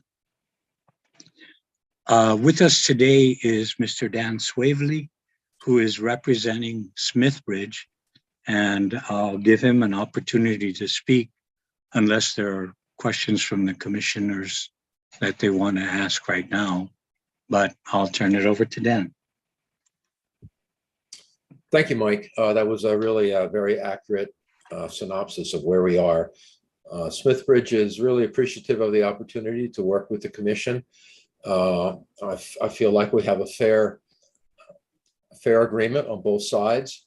I really appreciate the understanding of the negotiators on Gita's side and on the commission side. I think we're set. We're prepared to move ahead with this. As soon as we can get feedback from the Attorney General's office. I believe the contract's been there about a month now. And so we're ready to go. We're ready to pay that rent and ready to take over. Thank you. As you know, the lease is currently with legal counsel. But because, as I understand, because the lease agreement was not identified as a specific agenda item on the lease, or on the commission's meeting for today, I believe we'll be taking this up for approval at the next meeting of the commission, which is probably about a month away. Are there any questions from the commission that we can answer? That's a Mr. Chairman. 41-page draft.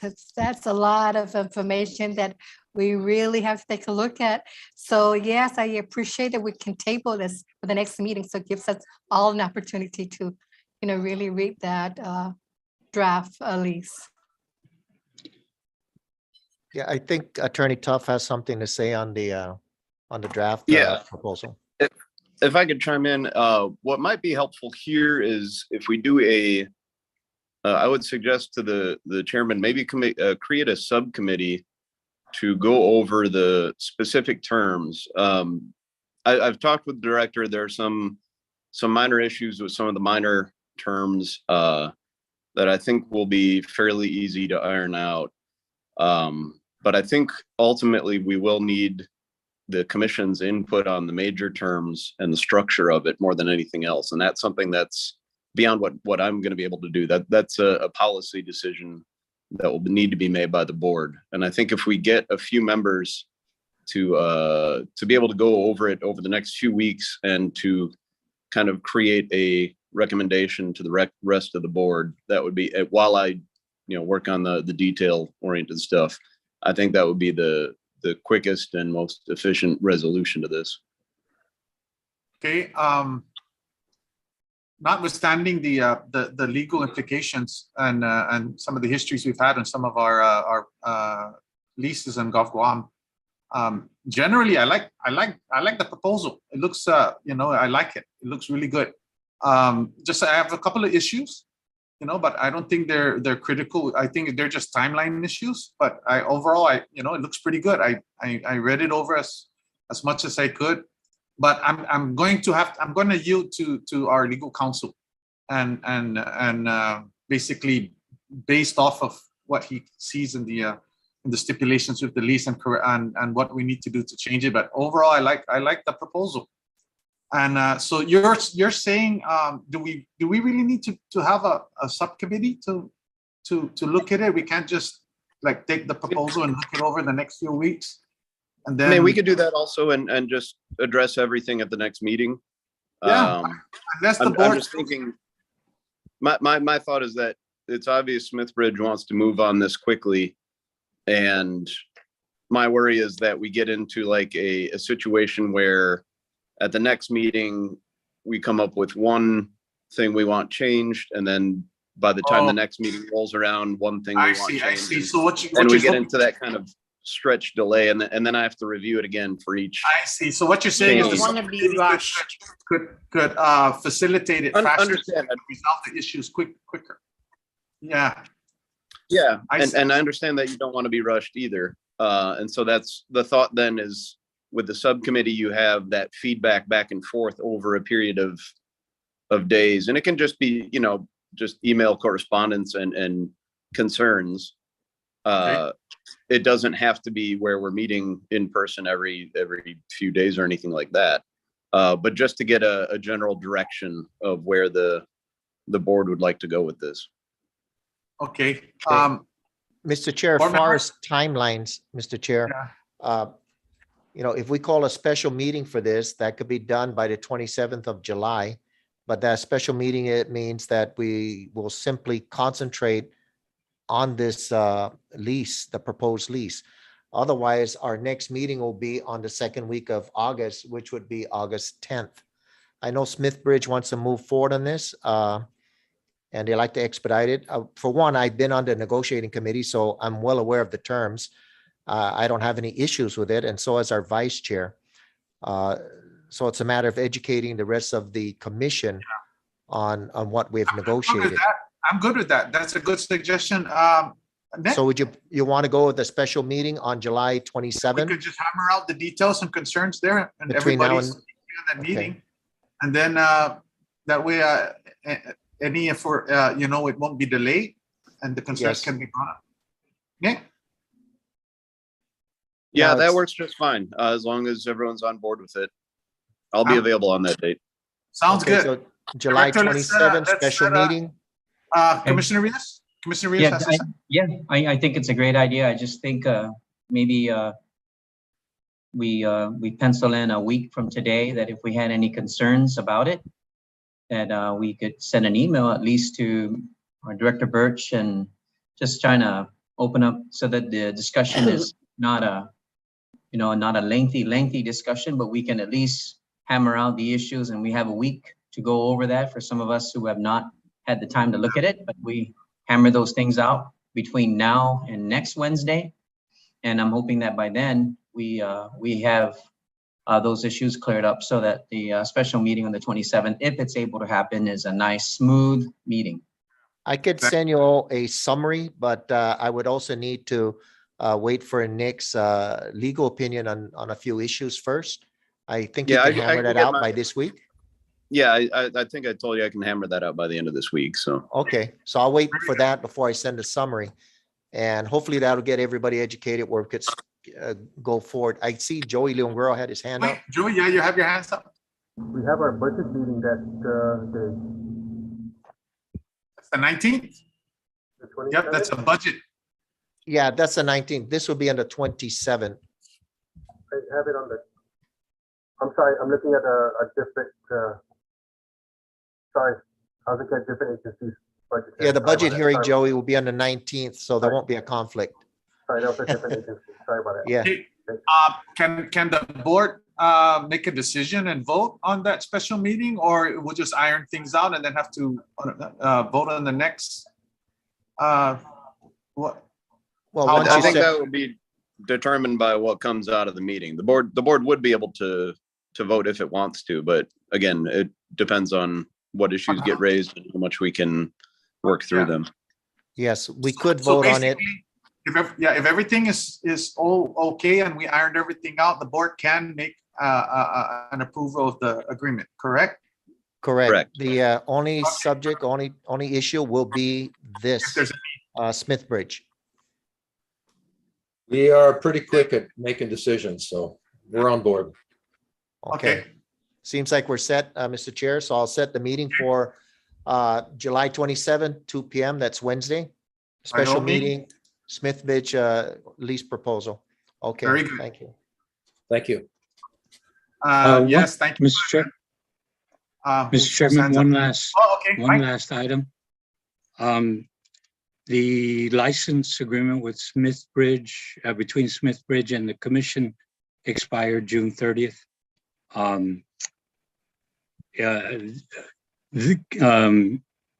Smith Bridge is still utilizing that site, Right. and we would like them to continue utilizing that site until we can, until that license is terminated.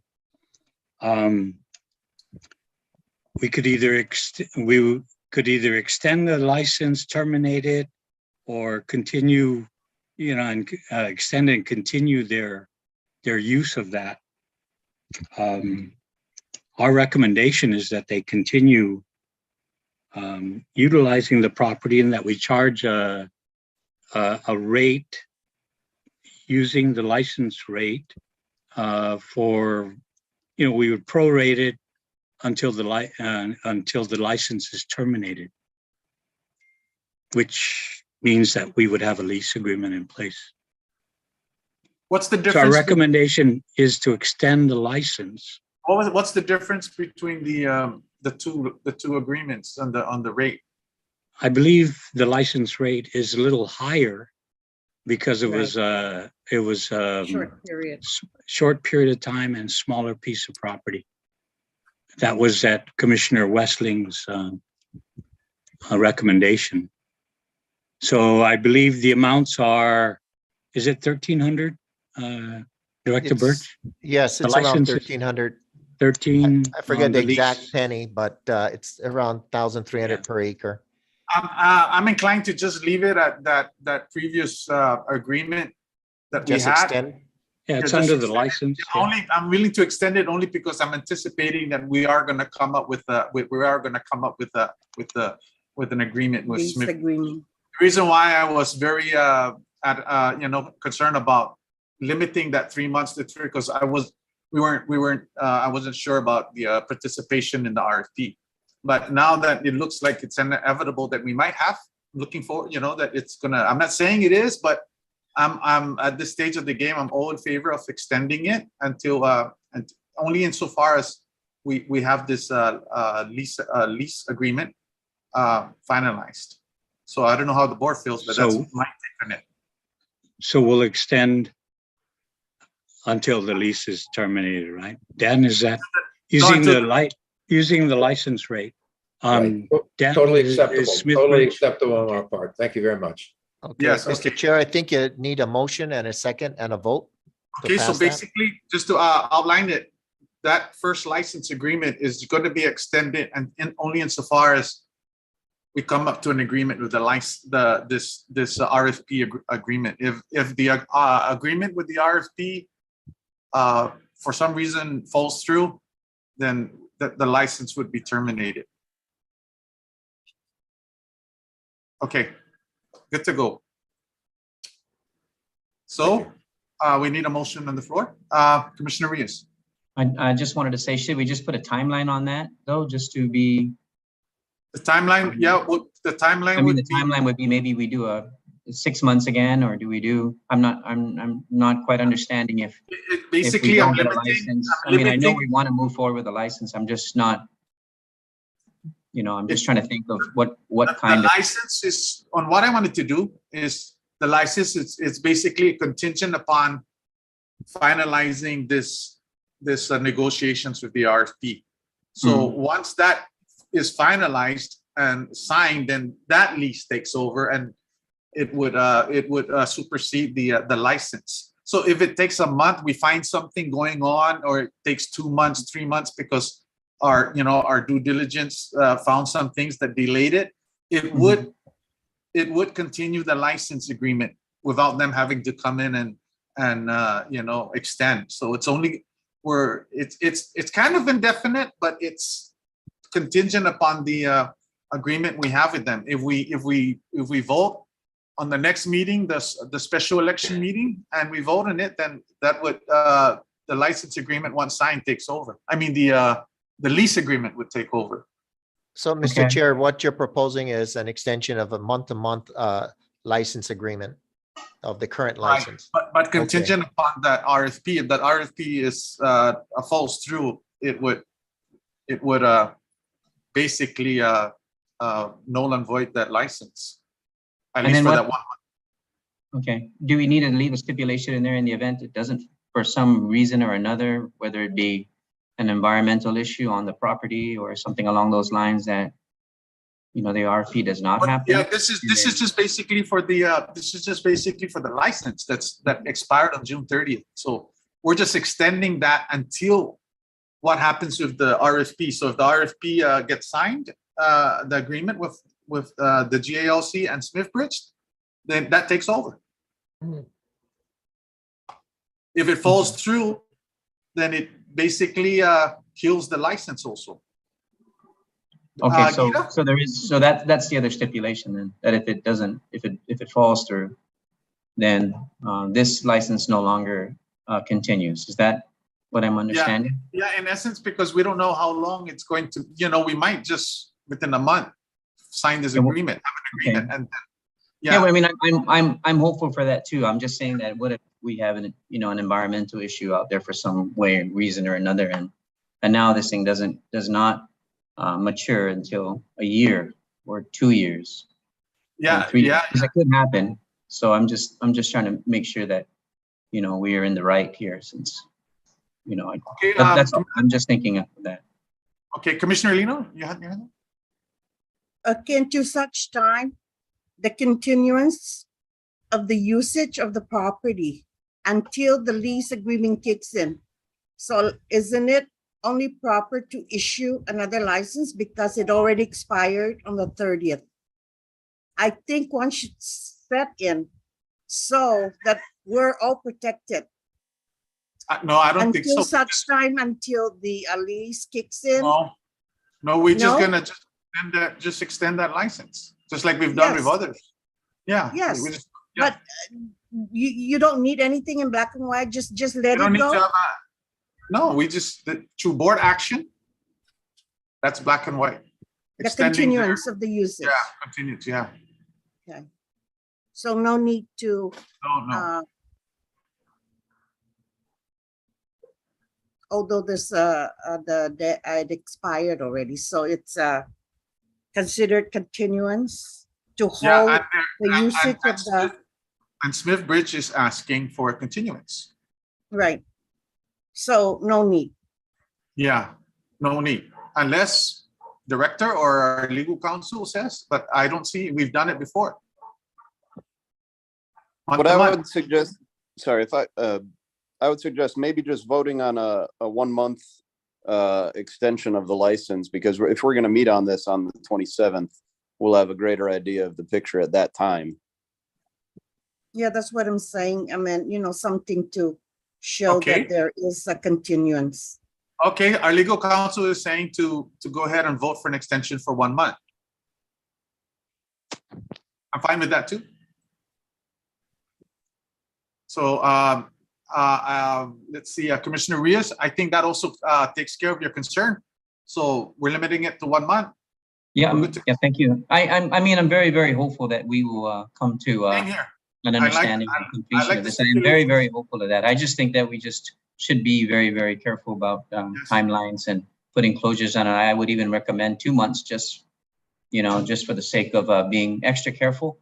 And then we give ourselves enough time. If we don't have quorum for whatever reason, we're going to have another problem on our hands. So we should just really prepare ourselves for this. And I mean, I'd love to do this in the next 2 weeks and be done with it and move forward with Smith Bridge, a great tenant. But at the same time, you just want to make sure that we are able to, protect ourselves too. And I say give it 2 months. If everyone is okay with that, I think we should resolve it though in the next couple of weeks. But I think 2 months would be safe for all of us, and it doesn't hurt it at all, or even up to 3 months. It doesn't hurt at all. Dan? I think you're mute, sir. Damn it. Yeah, absolutely. That'll be great. Thank you. We'll work this thing out shortly. Thank you all. Okay. Okay, thank you. I think you were trying to mute. I think you were trying to mute me, sir. Not true.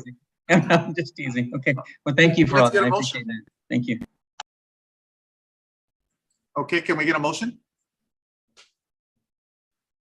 A motion to extend for 2 months the existing license with Smith Bridge, Polaris. Mr. Chairman, at the license rate. Right. Yes, at the license, we're extending the for 2 months the original license at the same rate of the original License rate. Yeah. Okay. I'd like to put a motion on the floor for that then. To extend for 2 months at the license rate. I guess to expire at the end of August, I take it. Would be 2 months? Yeah. Because it's ended on June 30th. Yeah, Okay. July 30th. Okay. Okay, so motion on the floor to extend the license agreement with Smith Bridge at our Polaris Point property until the end of August. Yeah. Do I hear a second? This will be at the same rate. I'll second it. Okay, seconded by Commissioner Camacho. All in favor? Aye? Aye. Aye. Aye. Any nays? No nays. Director, motion passes. Thank you, commissioners. Okay. Thank So, you, Mr. Chairman. Mike, okay, are you done? You need to continue? That's it. Thank you, Mr. Chairman. Okay, so That just concludes Gita's report. Thank you very much for your report. Dan, thank you. Thank you, Mr. Swavey, for your testimony. Welcome. Thank you. You're Thank welcome, of course. Okay, and let's see where we're at now. Here. We move down now to item number 7, old business. Okay, we covered that. Northern Market status update. Guam Environmental Protection Agency payment status. That was in the report, but did we discuss that? I believe it was covered by Gita in their report. Okay, Mr. Chairman. I'm sorry. Yes, Did we somebody- did cover it with the GITA report, Mr. Chairman. So it was covered. That's Okay. correct, sir. Okay, and now we're at item number 7C, Department of Public Health. We covered that also. Yes, Mr. Chair, that was covered also in the Gita report. Okay, very good. So we can move down now to item number 8, new business. Commissioner Lino? I was passing by Tijan, our old building, and they're cleaning up. I just want to know, is it up for lease or rent? Kathy has the answer to that. She researched it. Oh, okay. Hi, good afternoon. I researched based on the fact that Joey and Andy went up to do some stuff up there. They noticed that they were clearing. So I contacted some of the government agencies. It's actually Guam Airport Authority who's clearing our property based on the beautification task force. Because of the increase of tourists, they didn't want that to be the eyesore that the tourists see when they get out of the plane and they're on their way. So they started cleaning it up for us at no expense to our department. Wow, Okay. awesome. Yeah, so Very they're good. doing it on their own. Okay, Airport Okay. Authority is clearing it for us. very good. I was Okay. just curious because I was passing by, and last month I took a picture because there's a lot of containers in the garage and I don't know what they are. So I was Mhm. just curious. I said, oh my gosh, it's ready for lease or rental, and that's Mhm. good to know. Okay, very good. Oh yeah, I think we're still in new business, but Gita, regarding our MOU with the investment, we did receive some information and some deadlines. I'm hoping that at least there's some assessment that can be done, at least whether it's good or bad, but within that timeline, so we'll know. Okay.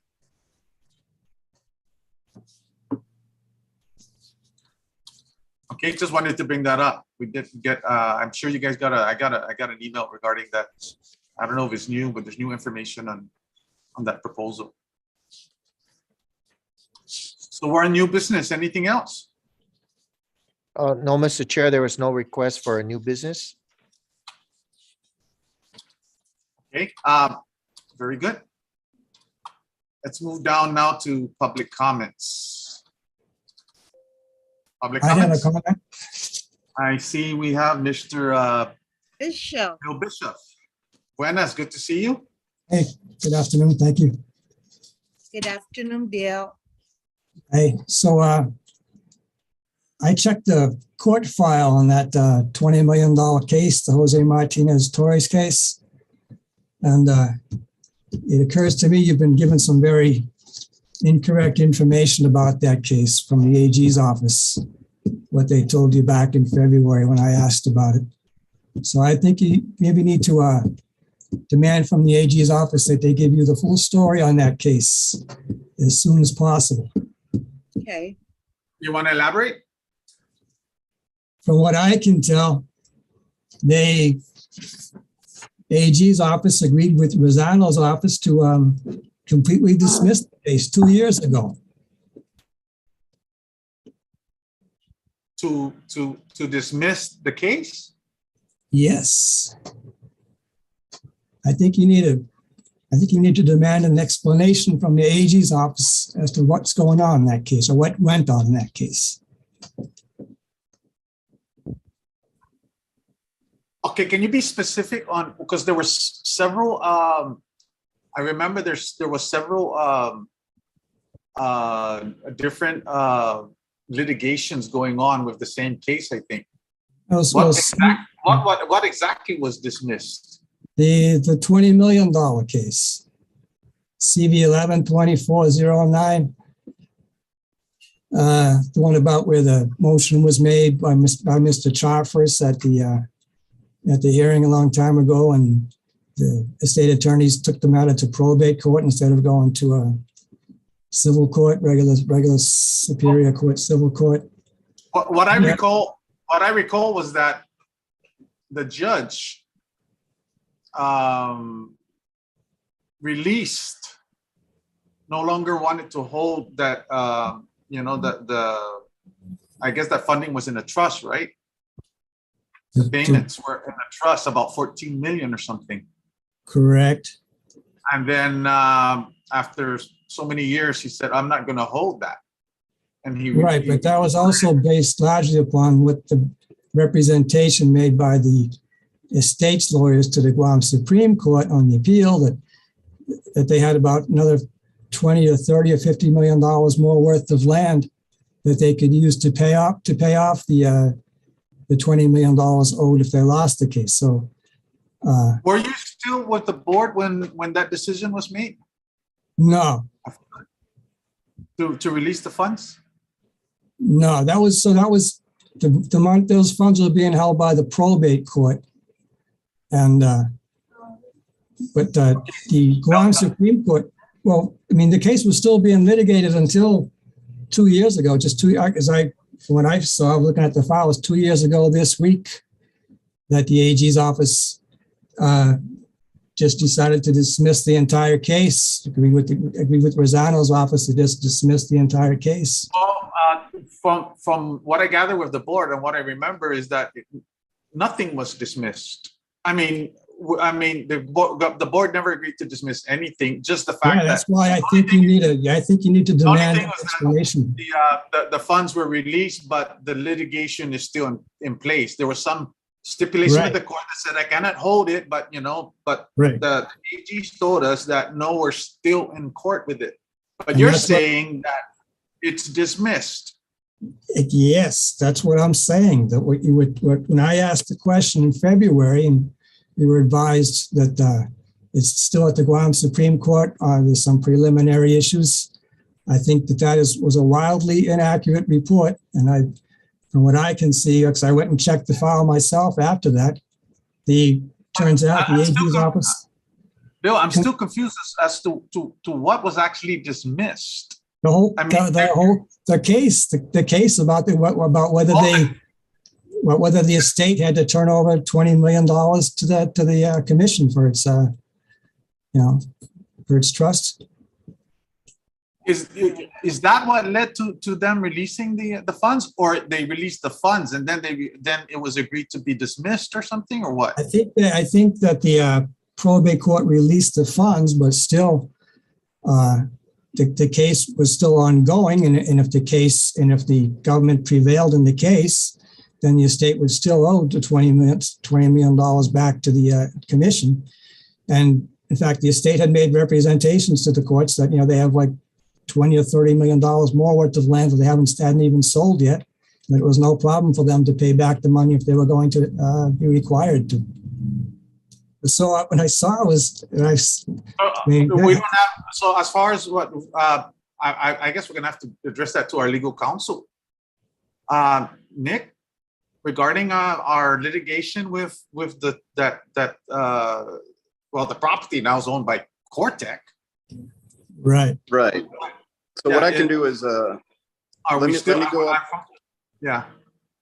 Yeah, let me get a status update on all that litigation for you for the next meeting and have that on the agenda. Okay, very good. Okay. Thanks, Bill. Okay. Thank you. Yeah, but what I understand, we never the issue was still in court. We were still in court with that. That's right. That's what sounds to me. That's what you were told, and that's not the case. Let me ask you this: what do you know about the other properties like 2007 and 2009? All those those other properties that we're in litigation with. Are those dismissed? Are you saying they're just? I guess I haven't pulled I haven't checked the files on those cases. So I don't know. Yeah, because remember, they made gestures to settle out of court on a certain amount, and then those properties to return those properties, remember? Well, I think you need a good explanation, because I can't imagine that this case was dismissed 2 years ago and they hadn't paid you some money if that was the deal. Right. No, we never agreed to it. We didn't Yeah, agree I to don't it. We think didn't you were agree. even told about it. It was an offered settlement and we didn't agree to it. Yeah, it looks to me I know, like that's it what was I said. dismissed. There was three cases, litigations going on. We Yeah. had. Yeah. With several of the properties, not just that. Yeah. Yeah. So they were offering to, give up the fight on those other properties, and then a certain amount Okay, of money. well, I wasn't privy to those negotiations after last few years, but I would find out what's going on. So I'm just Nick. Okay, please look into those the litigation regarding that.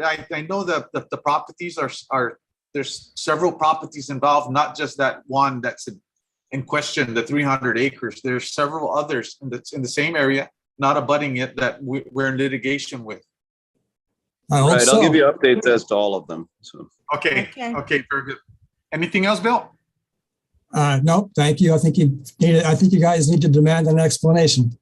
Well, they're gonna give us the information next week. Let's see what's up. Thank you for bringing it up.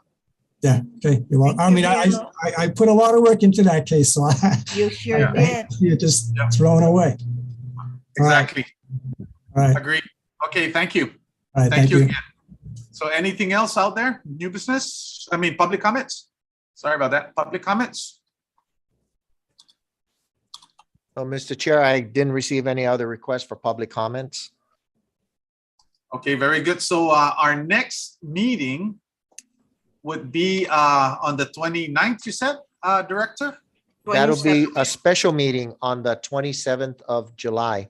Our next regular meeting should be on August 10th, Wednesday. So our next meeting would be on July 27th, 2 p.m., special meeting. Yes. And this basically that's one subject. One item, yes. Just the lease for Smith Bridge. Yes. With Smith Bridge. Okay, very good. In the meantime, I've advised the boards to scrutinize the lease agreement, the draft lease agreement. And if you have any concerns, let's see if we can send them in prior to the 27th so that we can at least have some answers prior to that, as opposed to having questions on the 27th and then needing time to look it over. Okay. Also, just to remind the board that maybe on some of the meetings, I got an advice from Commissioner Camacho to mute our audio when we're not speaking, especially if there's a lot of audible background noise, because some of it was leaking in very much in this meeting and some other meetings. So hopefully I'll try to remind everyone to, if you've got some excess noise, to mute your audio and then unmute when you're speaking and then unmute. So any other comments before we go? Yeah, Mr. Chair, then that means that we have the special meeting on the 27th of July, and our regular meeting will be on the 10th of August. Yes. Okay. Okay. And I want to thank the staff again, Director, Joey, Kathy, everyone, Mara, and Antolin Mendiola. It's great to have you us for a long. Thank you. Thank you. And commissioners, thank you. Nick, take care. And Bill, good to see you again, friend. Motion This to adjourn. meeting, it's 4:43. This meeting is adjourned. Take care. Take care, everyone. Adios. Adios.